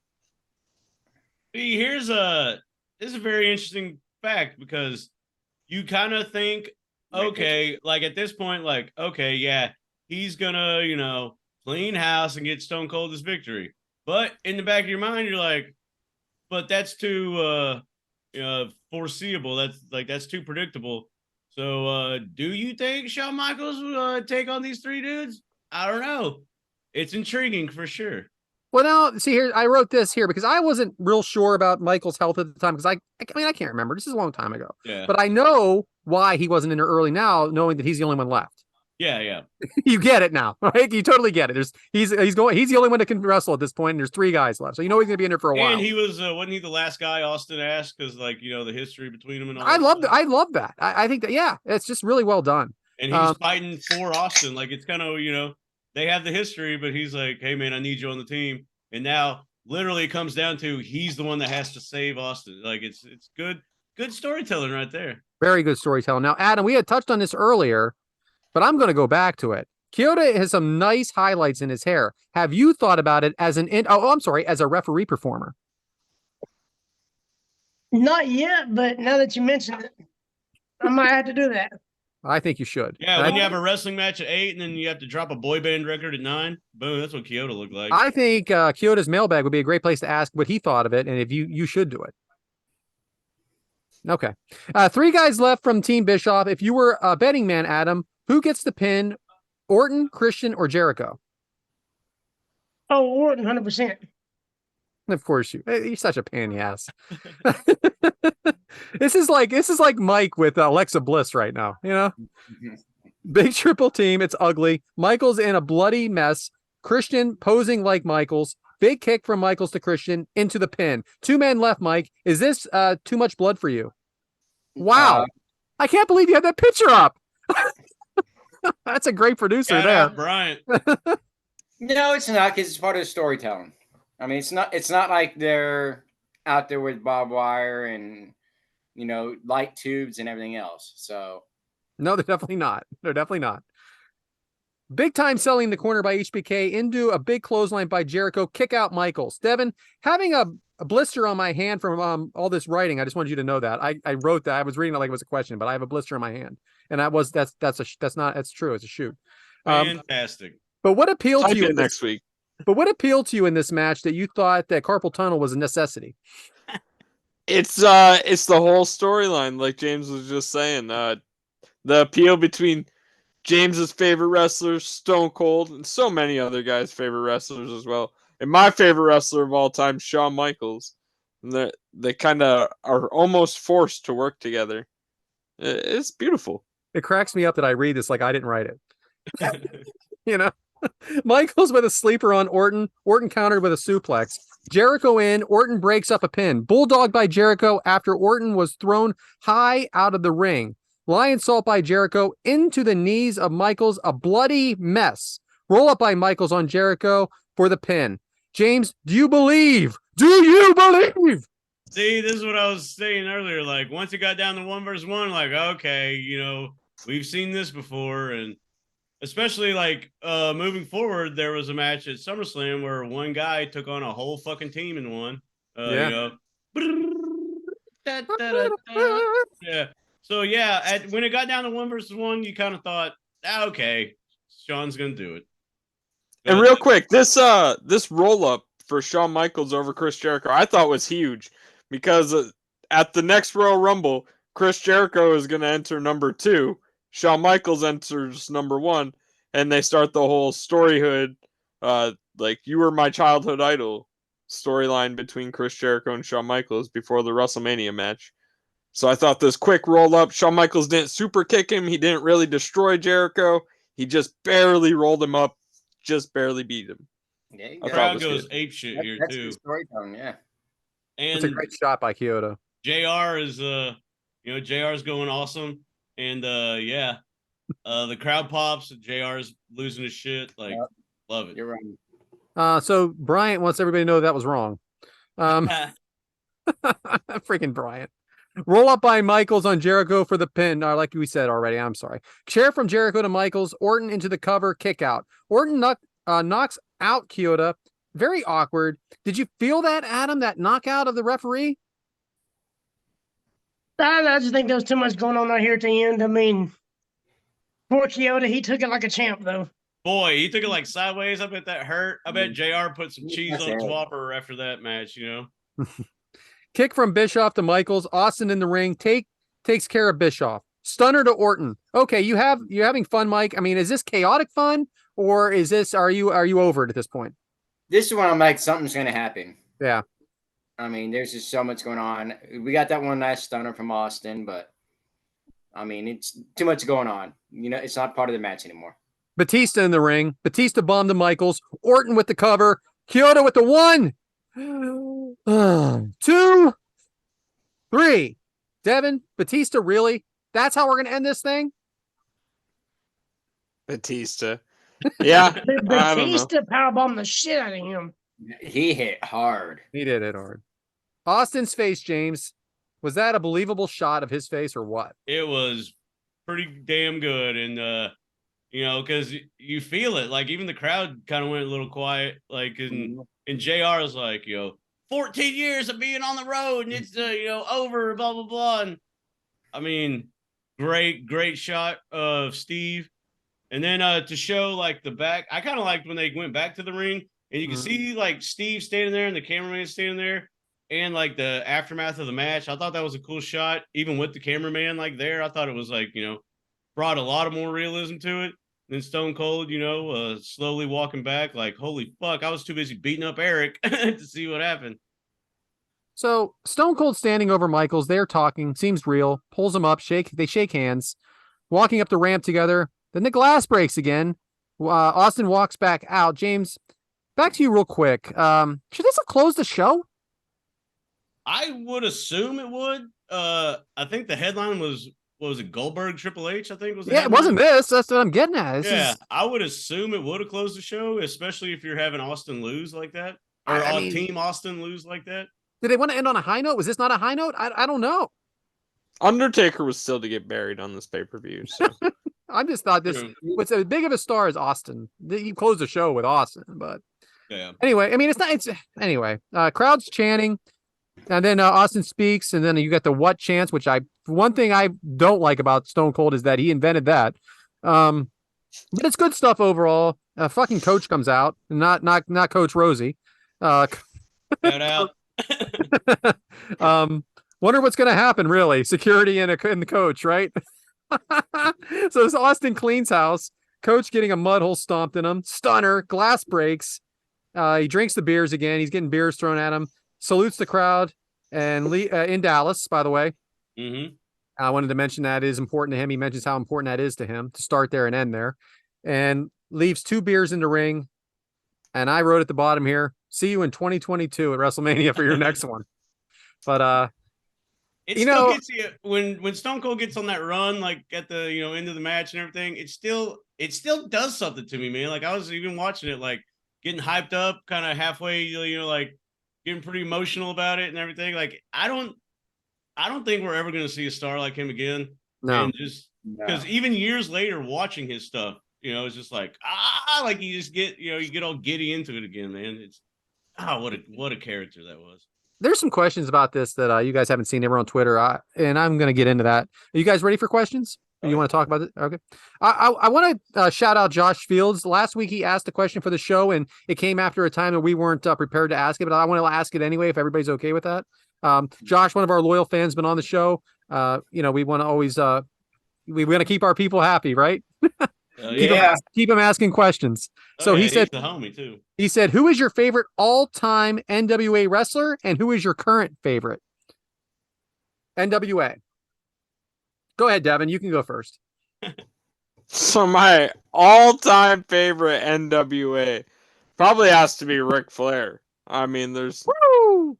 I can't think of a better answer than Ric Flair of all time. But my favorite current, I'm honestly, I like a lot of them. It's hard to pick just one. Can't pick. But 3 were on the show. Yeah, what are you gonna do? I know that's why it's hard to pick one. There's many. Let's I'd all love pick to a have different on the one and show, just keep too. everybody happy. All right, you guys start. I'm gonna pick. Yep. Okay. I wanted you guys to pick first. Rolando Perez, baby, my favorite man, the homie, Rolando. Drew Boy. Dick Boy. Drew Boy. Oh, The Southern Six. Yeah, dude, Thrillbilly. Awesome. AJ Kazana. And then Arn Anderson is my other. What about There's a you? lot. There's I like Harley Race. Even, I don't Harley know. Race and Scares then me. Silent, Throughbilly. Yeah, Thrillbilly was so cool. But I loved AJ too, man, and Rolando. They were so great to have on, and they're great in the ring too. All 3 of them. Yeah, shout out Rolando. I had a lot of hype going into that episode, and then he's just such a man. When he came on and said, his first 2 lines, I was like, well, I'm gonna look like an asshole if I'm mean to him on this episode. So toned it down. But yeah, he made me a fan. I'll give him that. And who did you say was your all-time older favorite, James? Sting, baby, Bleach Blonde Sting. Oh, okay, that's Ooh. cool. All right, Matt M wants to know, and we all answered it already, but we're gonna do it for the show. If the KOC was a Survivor Series team, who would be eliminated first? Devyn. I would definitely be last survivor. I don't know. I'd be the last survivor because I'd be sitting down drinking beer, watching you guys get your ass kicked. I think I'd be first out. Or well, maybe I would be first out, so I could go and drink beer and watch y'all. But I would come back and interfere later. Yeah. All right. I would help the other team. All right. Brandy Wagner wants to know, in the run up to Team Austin versus Team Bischoff, there was an infamous redneck triathlon. What was everyone's favorite part of this? Now, I did rewatch this today, guys. I don't know if you guys got a chance or not. Okay. The burping competition in the beginning. Oh, wait, I do remember this. Let me tell you, it's not just 1 burp each, okay? It's 3 burps each. And there's obviously some fake ones, but there's some ones where they're pushing them out and they're not getting anything out. And seeing Terry with the microphone trying to keep a straight face through this was worth the price of admission right there. So that was my favorite part. I didn't watch it. Wasn't there a sack race or tire race or something too? Wasn't it like a beer drinking thing or something? And then there was a sing off, and only Bischoff sang, and it was his song, the one, and he was lip syncing, and he was called Milli Vanilli. It's only 10 minutes on YouTube, guys. Get a check out. Seriously, it's good. Now we got some Twitter questions. Do you remember anything, Devyn, or no? I can go pull them up. Great. I'm so glad I freaking told you guys all 8 hours ago. Yeah. Anyway, Winnie the Pooh's iPhone wants to know, does RVD make Devyn feel like less of a man?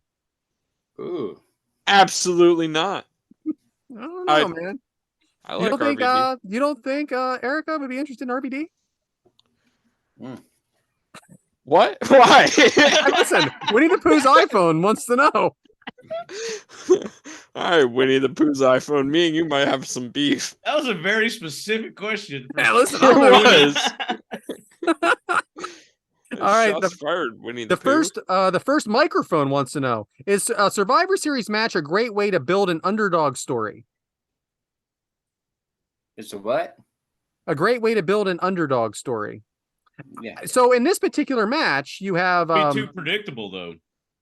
but does it build an underdog for the future? Like someone that can overcome, I guess is what they're saying. Let's say there's 2 people on one team and 4 on the others, and the 2 people is like a bona fide superstar and a newcomer, and let's say that newcomer knocks out 2 people. That I could get that, but if it's just the last guy and he's facing 3 other people, then it's like, oh, okay, it gets a little predictable. Yeah. Do you remember when Dolph Ziggler did it though? And that was an interesting time. So anyway, Lady Elaine wants to know, why would Austin not retire at a major event like a WrestleMania? Maybe because it's in Dallas. It was in Dallas, Texas, yeah. And he was ready to go home. Yeah, well, in the stakes, he didn't get to choose. Well, he's obviously injured, right? Yeah. I mean, he had to end it. He had to end it, right? It was time to call it quits. But he had to choose because those were the stipulations, guys. Come on. You saw the storyline. Jeez. Kayfabe, motherfucker. Yeah, kayfabe. Purple T15, final question. Purple T15, has anyone ever really retired in wrestling? No. I mean, just by the neck picture alone, right, of the three. Edge, Paige, and Daniel Bryan. No. Everybody in that match still, I mean, Austin finally came back. I mean, Michaels was done. Done. Done. 4 years of just never going to happen. I don't know. That's it for the question, guys. Back to you, James. Hell yeah. Great question to end on because the spirit of the last match. How about that? I read this earlier today and I was like, huh. Because I knew, obviously, our boy, Stone Cold, lost and all this stuff. But we all know he came back at WrestleMania, which was awesome. Obviously, I dug it. I think I've watched his return entrance video thing, I don't know, 20 times. Kevin Owens is talking, then all of a sudden the glass breaks and he comes out. Love it. But here's another thing, though. Is it the last match, though? Is it ever the last match? Do the wrestlers really retire? Or do they come back for that one more? You know what I'm saying? Because it's never over until you decide it's over. You know what I mean? I don't know, man. This Stone Cold losing in the fashion that he did. What's up? So look at Flair. Oh, exactly. He'll be dead and his ghost will come back and have a match. But yeah, I mean, I dug it. It's all about because they give people don't realize this and it doesn't really get talked about much, but traveling is a motherfucking bitch, and getting beat the fuck up and then getting on a plane again and traveling again. Like, hell, I took 3 flights when I went to visit my family. Like 3 flights one day. And at the end of it, I was like, fuck, man, my ankles and knees kind of hurt. Like, and it's not like I was uncomfortable sitting. It was just like, shit, man, that does take a lot out of you. So when JR, is like, hey, man, like, shit hurts when I fly. Like, I kind of get that. And you're getting up early for those flights, too. And you're getting, it's a lot. It's a pain in the ass going to airports. And, like, I had a 4-hour layover. I don't like being on a plane, but it is a pain in the ass going. I had a 4-hour layover. Like, it's just a pain in the dick. Everything is. Security, all that stuff. But, yeah, I think that's one of the things that doesn't really get talked about much is, well, and then you look at Britt Baker, like, she still does dentistry stuff in, where her practice is. I'm not going to say where because there's, some freaks out there.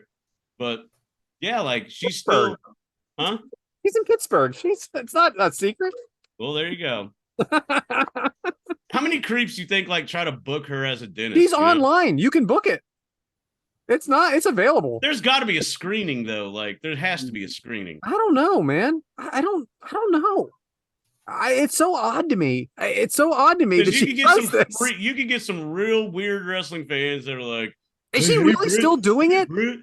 Is she really still? Yeah, she posted on Instagram the other day, like, in her insanity uniform thing. She's the biggest female star in her AEW. She's a millionaire. Hey, man, I get it, but wow. She has that plan. Yeah. I'm sorry I interrupted, James. I just think it's so bizarre. Good. So bizarre. I just like I think, some of that needs to be because you never know when it will be your last match. And they put their bodies through hell just to entertain us. And here's another thing about that profession is they put their bodies through absolute shit to entertain us. But 90% of people who don't watch are like, that fake. It's like, man, fuck you, dude. Like, these people beat the dog shit out of each other, and then you're, it's it sucks, man, because you entertain the masses. People don't think about that. You can walk into a group of people that you don't know, and like you can try to be funny to them, and they'll be like, "Look at this fucking douchebag." But these people walk out on a stage or a ring in front of thousands of people, and you have to get their attention somehow. Every single fucking time you walk out there. And that's also lost because everybody that talks shit on wrestling, I'd like to see you walk in front of a crowd and get them on your side, whether booing or cheering, by the time you leave. Like that's the hard work, man. That's really, really, really fucking hard work. So I don't know, man. Just shout out to the wrestlers, shout out to wrestling, and hey, keep doing what you're doing because you never know when it could be your last match. Yeah. Yeah. Boom, enough of that. So, Mike, welcome back to the show.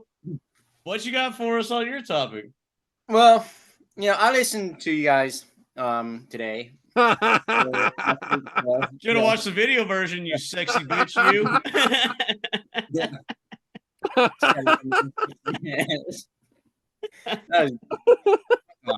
I want to apologize before you get going. I want to apologize for putting that picture on the video thing, but I had to, man.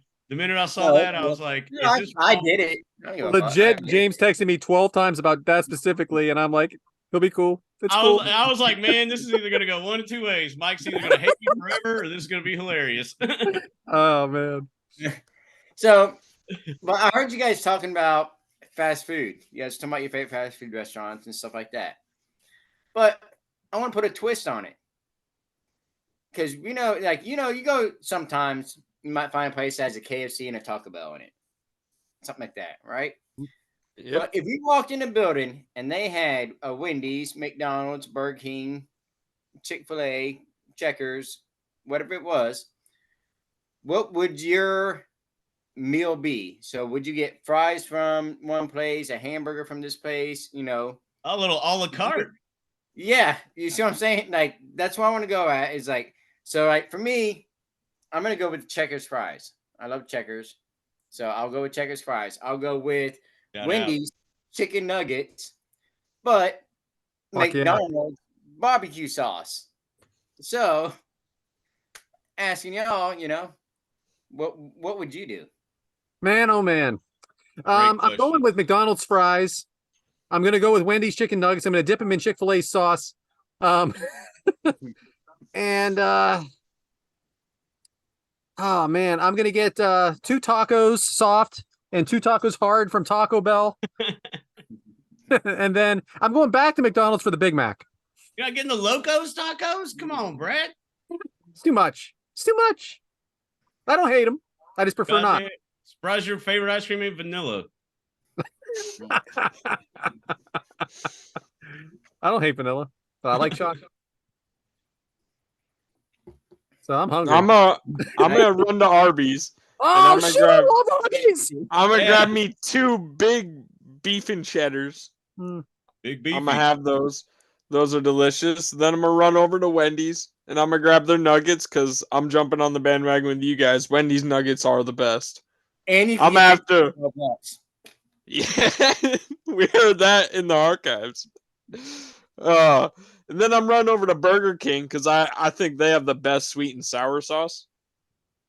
So I'm gonna get their sweet and sour sauce, and then I'm gonna run over to I don't even know where I'm getting my fries, but I'm gonna go to KFC and get wedges. Actually, you lost me at wedges. I like me some wedges. Yeah, that's a weird one, but I'll tell you what, I want to have giant roast beefs. There's the half-pounder roast beef from Arby's. Yeah, I'm all in. All right, I want that too. With that 3 pepper sauce, I'd love that. I am actually allergic now. Now? And it's new. It's new. Don't get old, Devyn. Don't get old. I'm just dying if I get allergic to that stuff. It's not a good feeling because I love it too. Shoot, I like the beef and cheddar. I like that. And then going to McDonald's, get the fries. And then if I don't get the beef and cheddar, I'm going to Jack's and get their chicken fingers. Jack's? Yeah. McDonald's. Yeah, like Jack in the Box, their chicken fingers are amazing. They still have those? I don't have any around here anymore. Jack's, yeah. Shout out, Rob. Shout out. That I'm fry hungry as one's hell. tough, I am dude. hungry. DoorDash. That French fry one's tough because McDonald's has good fries, Yeah. Checkers has good fries, and Arby's has good fries. The curly fries. What Yeah. about the onion rings? Oh, from curly Burger King? fries, yeah. I like onion Onion rings. rings from Sonic are dope too because they actually like Sonic. I dip want a them in the- smoothie from Sonic. They dip them in the batter and actually fry them. Ah, I've nice. never been to a Checkers. We don't have them up here. All right. Their You been to fries are Rally? pretty good. Yeah, What about O'Reilly's Rally? same thing. Yeah. No. Oh, Yo, what? What about crystals? Like the little You mean crystal. rallies? Yeah. Yeah. Rallies. You don't have that O'Reilly's either. No. Auto Parts? I don't know what it is. I got Oh, Sorry, I had to buy a battery this O'Reilly's. Auto parts. But I'll say Chick-fil-A chicken nuggets because real chicken. Sweet and sour sauce from McDonald's. Hello, y'all all fucking missed the boat on that. Let's see. You didn't put Whataburger in on this, or I would I have didn't chose say all of them. everything That's- from Whataburger. Whatever you want. Whataburger, shout out Texas Whataburger, baby. But I don't know, man. The burger. Here's the thing: Burger King has this spicy chicken. I don't know, or it's spicy a la king, whatever. Now, that's not a bad sandwich. The sauce they put on that's pretty good. I used to go there, Angry Whopper. That was good. I used to work at Burger King and make my own concoction of Whopper. Yeah. It was My healthy. sister, one of them, I had 3 people that I knew were managers at Burger King at 3 different locations in Daytona, and I did landscaping and I worked in all that area. So I went for breakfast, lunch, and extra lunch. Oh man, bacon crew sandwich from Burger King is fantastic. Yeah. Dude, When it's free, it's done. And then my uncle was the general manager at Papa John's. On those days, boom, that was every Wednesday lunchtime. Thumbs down on Papa John's. Thumbs down. Except for Burger that. King has wraps that are like snack wraps. Sorry to cut you off, Brad, but all I right. think those are delicious. We can have a whole nother conversation about all the different chicken sandwiches. For real. Yeah, you just mentioned Burger King. That made Because me think of that. Chick-fil-A, the spicy chicken sandwich, Popeyes. bomb. Love that chicken Popeyes. You Popeyes. remember those little sliders they used to Kentucky do that were Fried. dirt cheap? You could get like 6 of them for like $3. Oh, Burger King yes. has all those specialty chicken sandwiches. Like, oh man, I'm freaking starving. The original crispy chicken sandwich. That's This is good. what I've been Just doing eat for the on past camera, 2 Brad. days. Just eat on camera. What about the home style chicken sandwich and the spicy chicken sandwich from Wendy's? They're both good. True. Mhm. Oh, and a spicy McChicken. Woo! This I already is- had dinner. We I shouldn't be ate dinner talking about too. this. and I had chicken. Last week and next week, that's what we've been doing. We've been doing fast food. It's been just get home at 7, 8 o'clock. I ain't cooking. Nah. I'm going to do something. I like how Mike's meat Mike had minute, Mike's meat minute, and then Mike's topic, food. No, but I was thinking about it anyways this earlier, and then this morning when I heard the episode, I'm like, man, I'm definitely bringing that up. Just Oh, yeah, because, I love the other day I had to go to McDonald's and Burger King just to get 2 different things because my girls are females. That's good to know. No, I'm That not. could I be a mean, wreck. picky. They don't want McDonald's chicken nuggets. They want Wendy's. I don't blame them. It's the worst thing at McDonald's is their chicken nuggets. But William wanted a Whopper. I mean, there's just better ones Big everywhere Mac. else, I think. That's Big all. Mac. Yeah. My town only has a McDonald's and Subway, so we get my what we town- get. I got Wendy's. I got Chick-fil-A, Burger King, Taco Bell, Subway. I got 2 Subways. Fuck yeah. I got one inside of Walmart. So yeah, there you go. There's my topic. Yeah. Yeah, I dig Right? it. I like it. Everybody kind of went quiet. You know what else I like? Some things I like to keep, some things I like to get rid of, and some things, I just use once. And for that, Brad, what you got for us this week? All right, so we have Stone Cold's last match. Now, I mean the one that happened here today that we saw. Ric Flair's last match, and we have the Undertaker's last match. Which one you keeping? Which one you getting rid of? Which one are you watching once? Devyn. The Undertaker's was against AJ, right? Yes, it was the theatrical performance. Graveyard. That's the one that I'm gonna keep forever, because that one I think was awesome. It was probably the best cinematic match I think I've ever seen.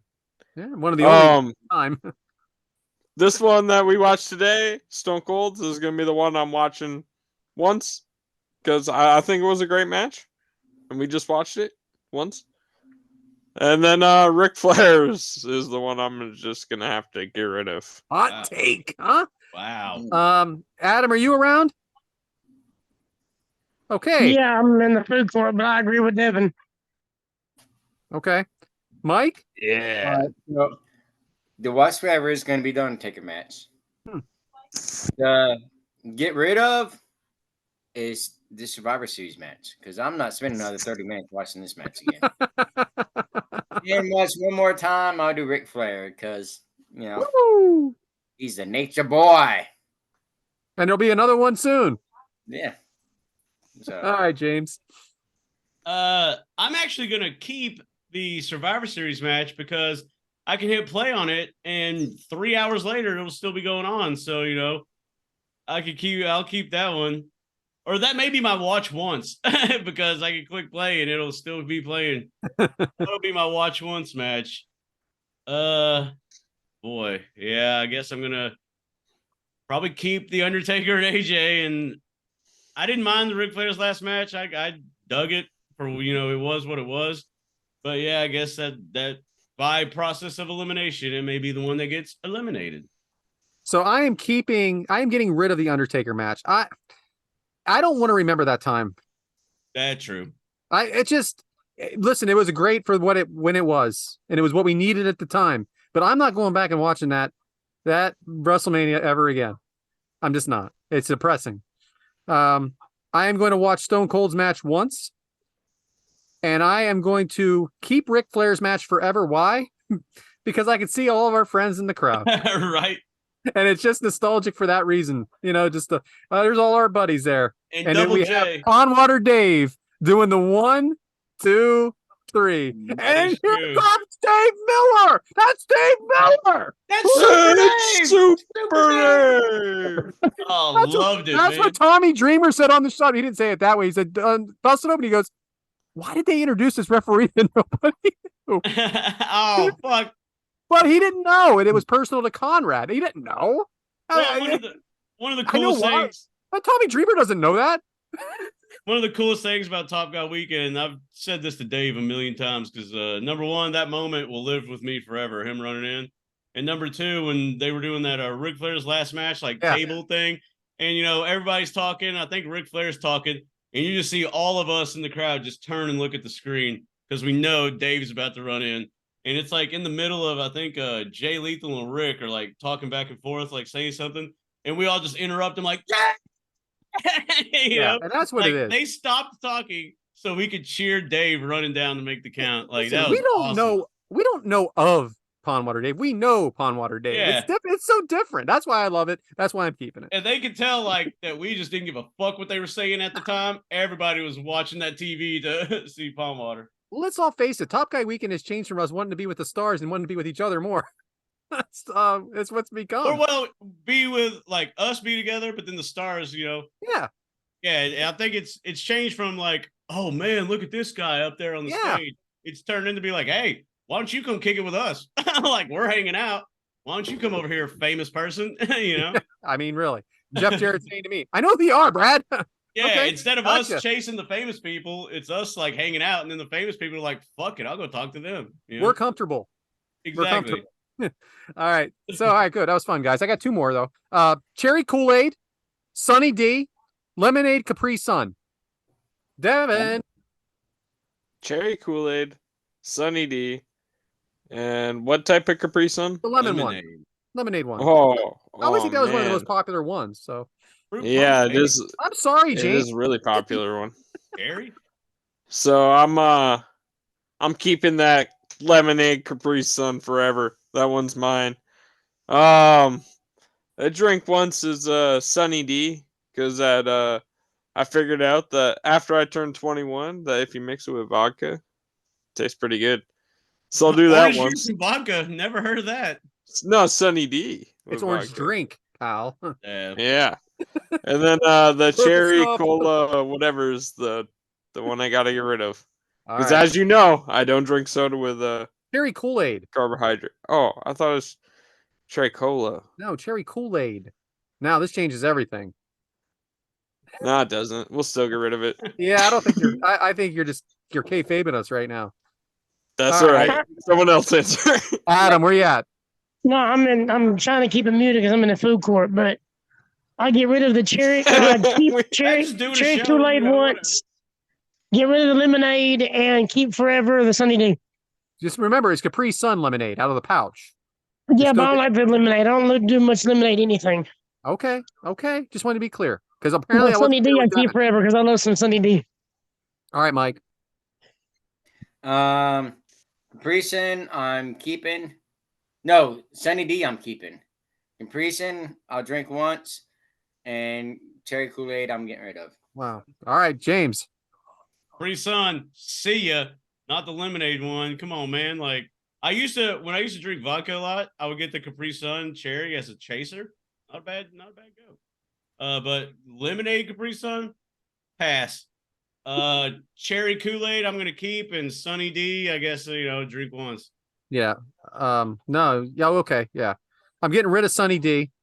I'm drinking Kool-Aid once, and I'm gonna keep Capri Sun. That was one of my favorite things as a kid was the Capri Sun, the lemonade one. All right, cool. One more, guys, and we're talking about American Badass Undertaker. So let's talk about Kid Rock. Limp Bizkit did his intro song though on this match. He did. He did. Should chose Limp Bizkit. Should chose Limp Bizkit songs. I actually mentioned that in the outline or in the breakdown. But Yeah. let's go all summer long. Cowboy baby, and then we got Kick Your Picture Away. All right, go ahead, Devyn. You guys have had plenty of time on this. No, I So have not. all summer long. Mike, I sent it in the chat. I got y'all bitches on muted right now. What the fuck? I got it muted too, but I check it. Yeah, just read it. I'm sorry, Devyn. Go. Wow. Oh, do you guys, wait, you guys all mute our chat? I don't mute I shit. can't I be just at don't work answer. Here with bing, bing, bing, bing. Like I can't be at work with my phone going crazy. The thing is, when I'm listening Mute to the Kick Out Crew podcast on Spotify or on Premier Streaming Network, and you guys start messaging, it goes ding ding ding ding ding ding ding ding ding ding ding ding. We got it. Because my boss will text me and call me when I'm at work. Boom. Then I mute it. All right, Devyn. I unmute it sometimes, but and then as soon as right after I unmute it, it goes ding ding ding. Mike, I think one of the kids are calling. Devyn. All right, so all summer long came out when I was in high school, and that was played at like every single dance and everything. So that one I'm gonna have to play once because I've heard it a lot and I really like it. The one I'm gonna have to get rid of is Photograph. It's too slow and picture or whatever. I put your It's too photograph slow. away. The one I'm keeping is Bawada. Cowboy. Ball with the Ball is the name of the song you're thinking of. Cowboy was the selection. Cowboy baby. I'll keep that one then. Kool-Aid, cowboy, whatever. All right, Adam. Come back to me. I'm walking through the mall. We're Just talking doing about the show, food. you know, and whatever. made Adam Go ahead, Mike. Doing the show. So we got Get under Cowboy. Picture and all summer long. You know the All summer long. songs. We know the songs. I am 100% keeping all summer long. Keep it, listen to that every day. That's my niece's favorite song, so I'm doing that one. Damn, I hate to give it a. I love. I know they're all good. I'll keep Picture and listen to it one time and get rid of Ball with the Ball, I guess. Cowboy. God. Oh, Cowboy, yeah. Well, Ball with the Ball was a different song. Yeah. Not Yeah, even mentioned. I didn't pick it because I thought everybody would pick that song, honestly. Who said Ball? Devyn. Nobody Ball said with the that. Ball. Nobody said it. Devyn said it, but he Devyn did. was wrong. Devyn doesn't even know where he's at right now. This is 2 hours in. Go ahead, James. Damn, I hate to give it a damn Cowboy though. That was a good damn song. So, Werewolves of London is a good song. White. I'm tossing out all summer long. Sorry. not a fan of that song at all. Like Spoken funny things. Yeah. Singing Sweet Home Alabama, you know. Dun dun ahoo, werewolves of London. Yeah. So throwing that song out. I guess I'm probably packing up my gang and I'm gonna head out west with Cowboy. Probably gonna I'll play that one a bunch. Man, but I like a lot of that Devil Without a Cause album was like banger after banger after banger. The last verse on Only God Knows Why, shit, you can't fuck with that. You know, but yeah, I guess I'm keeping Cowboy, and then Play Once is you know, I ain't seen the sunshine in 3 damn days. Yeah, picture one time, Cowboy keep all summer long, get the fuck out. Oh man. I'll agree with James, 100%. I am going to keep all summer long. I'm going to get rid of Picture, even though I do love it. And Cowboy, I'm going to listen to once. But I do love all of them. So I thought it was a really tough one because I think they're all good songs. And he's got True. plenty more. Plenty more. Oh yeah, That's it, Ball guys. with the Bob, one of the best. You never met a motherfucker quite like me. Love that song. Relate to it because I'm I- one of one for sure. Thanks for playing, guys. I Am the Bull God. That's a good one. Yeah. Hey, I want to go ahead and catch the tail end of this training, guys, and get ready for the cage match. All right. Good All right. luck. I'll let y'all later, man. Y'all good night. Word. Later. See ya, ref from Bama. So next week, huh? So next week, so we talked about before the show, we're going to go ahead and focus on Starrcade. It's Thanksgiving time. Starrcade's always a big November pay-per-view. We decided on 2 matches, Mike. I hope you like them. We're going to do 1994 Starrcade, Hulk Hogan versus The Butcher. And Hell yeah. 1996 Starrcade, Eddie Guerrero. Better Love it. be ready on that one versus Right. Diamond Dallas Page. So Yeah, I can do that. one probably pretty good match and one very interesting match. Yeah, pump for the Butcher match. Well, I'm kind of pumped for it too. I'm glad You I was able to doing- study you guys on that. Where's the first one? So 1994 Hulk Hogan versus The Butcher. Okay. Starrcade, And this is the 1996 first match Starrcade, we cover, right? Eddie Guerrero versus Diamond Dallas Page in 96. Okay, so Hogan's match we cover first. Something is happening on Thursday next week, so I might be a little late, and then I'll come back for the second match. You lied and told me you were not going to be. Okay, see you next week. We never Very know. funny. Very, very funny. All right, James, back to you. So that's it, huh? Yeah. Think we've Not too bad, covered really, considering. Yeah. Think we covered everything we need to. You know, had fun. Mike, glad you could join us this week. Want to thank everybody for listening. Want to shout out Bryant for you know, all the producer stuff he added to the show. Brad's pictures, you know, of course, because hey, it's Brad's show. But but no, thank everybody for listening. Of course, be sure to tell your friends about our show. Be a friend and tell a friend about your show, because we don't do it. Well, we do it for our own, you know, like sanity and entertainment, but we also do it for the fans, you know, because it's your show too. Be sure to reach out to us on all of the social medias, Kick Out Crew. You can like and subscribe or follow whatever YouTube does. Hit us up on YouTube and do all that stuff. Watch the clips, repost them if you think they're funny, you know. Go to angrylemonade.net, get your merch, all that stuff. And you know, you can look us up on our own you know, socials and all that business. You want to be on the show or you have any questions, obviously reach out on social media. That being said, thank you guys for joining us. Fun episode, really dug it. You know, long matches, but hey, we had fun. Ain't nothing wrong with that. And you know, is it next week? All that stuff. And that is a week from today, I guess we're recording, because we do record on Thursdays. But yeah, Okay. well, because I was trying to think of you know, Starrcade. Thanksgiving, man. Like, I fucking love November. Obviously, my birthday month is in November. I get Happy pissed birthday, off. Devyn. Yeah, Thanks. Okay. I get pissed off when people go Yeah. straight from Halloween to Christmas, because you skipped November. That's the thankful month. I went on a very good tirade last year about this specific issue. But I will say, we're going to see you next week. And you know why we're going to see you next week? Because you're going to kick out at 2. Because life will test you. Obviously, it does. And here's the thing. Every step you take is another step forward. Every day you wake up is another day that you can change your whole life. You don't have to wait for change. And I saw a quote today that said, you're not going to change unless you're uncomfortable with that change. Because if you keep doing what's comfortable, nothing's ever going to change. So change makes you uncomfortable. But guess what? As long as you don't let all those troubles pin you down and you kick out at 2, then what are those troubles? Because then you look back and be like, conquer you, motherfucker. Because, why not kick out at 2? Because that's what we do. And obviously, that's what you do on your show. That's right. It's the Kickout Crew. Thanks for joining us again. And hey, we'll see you next week.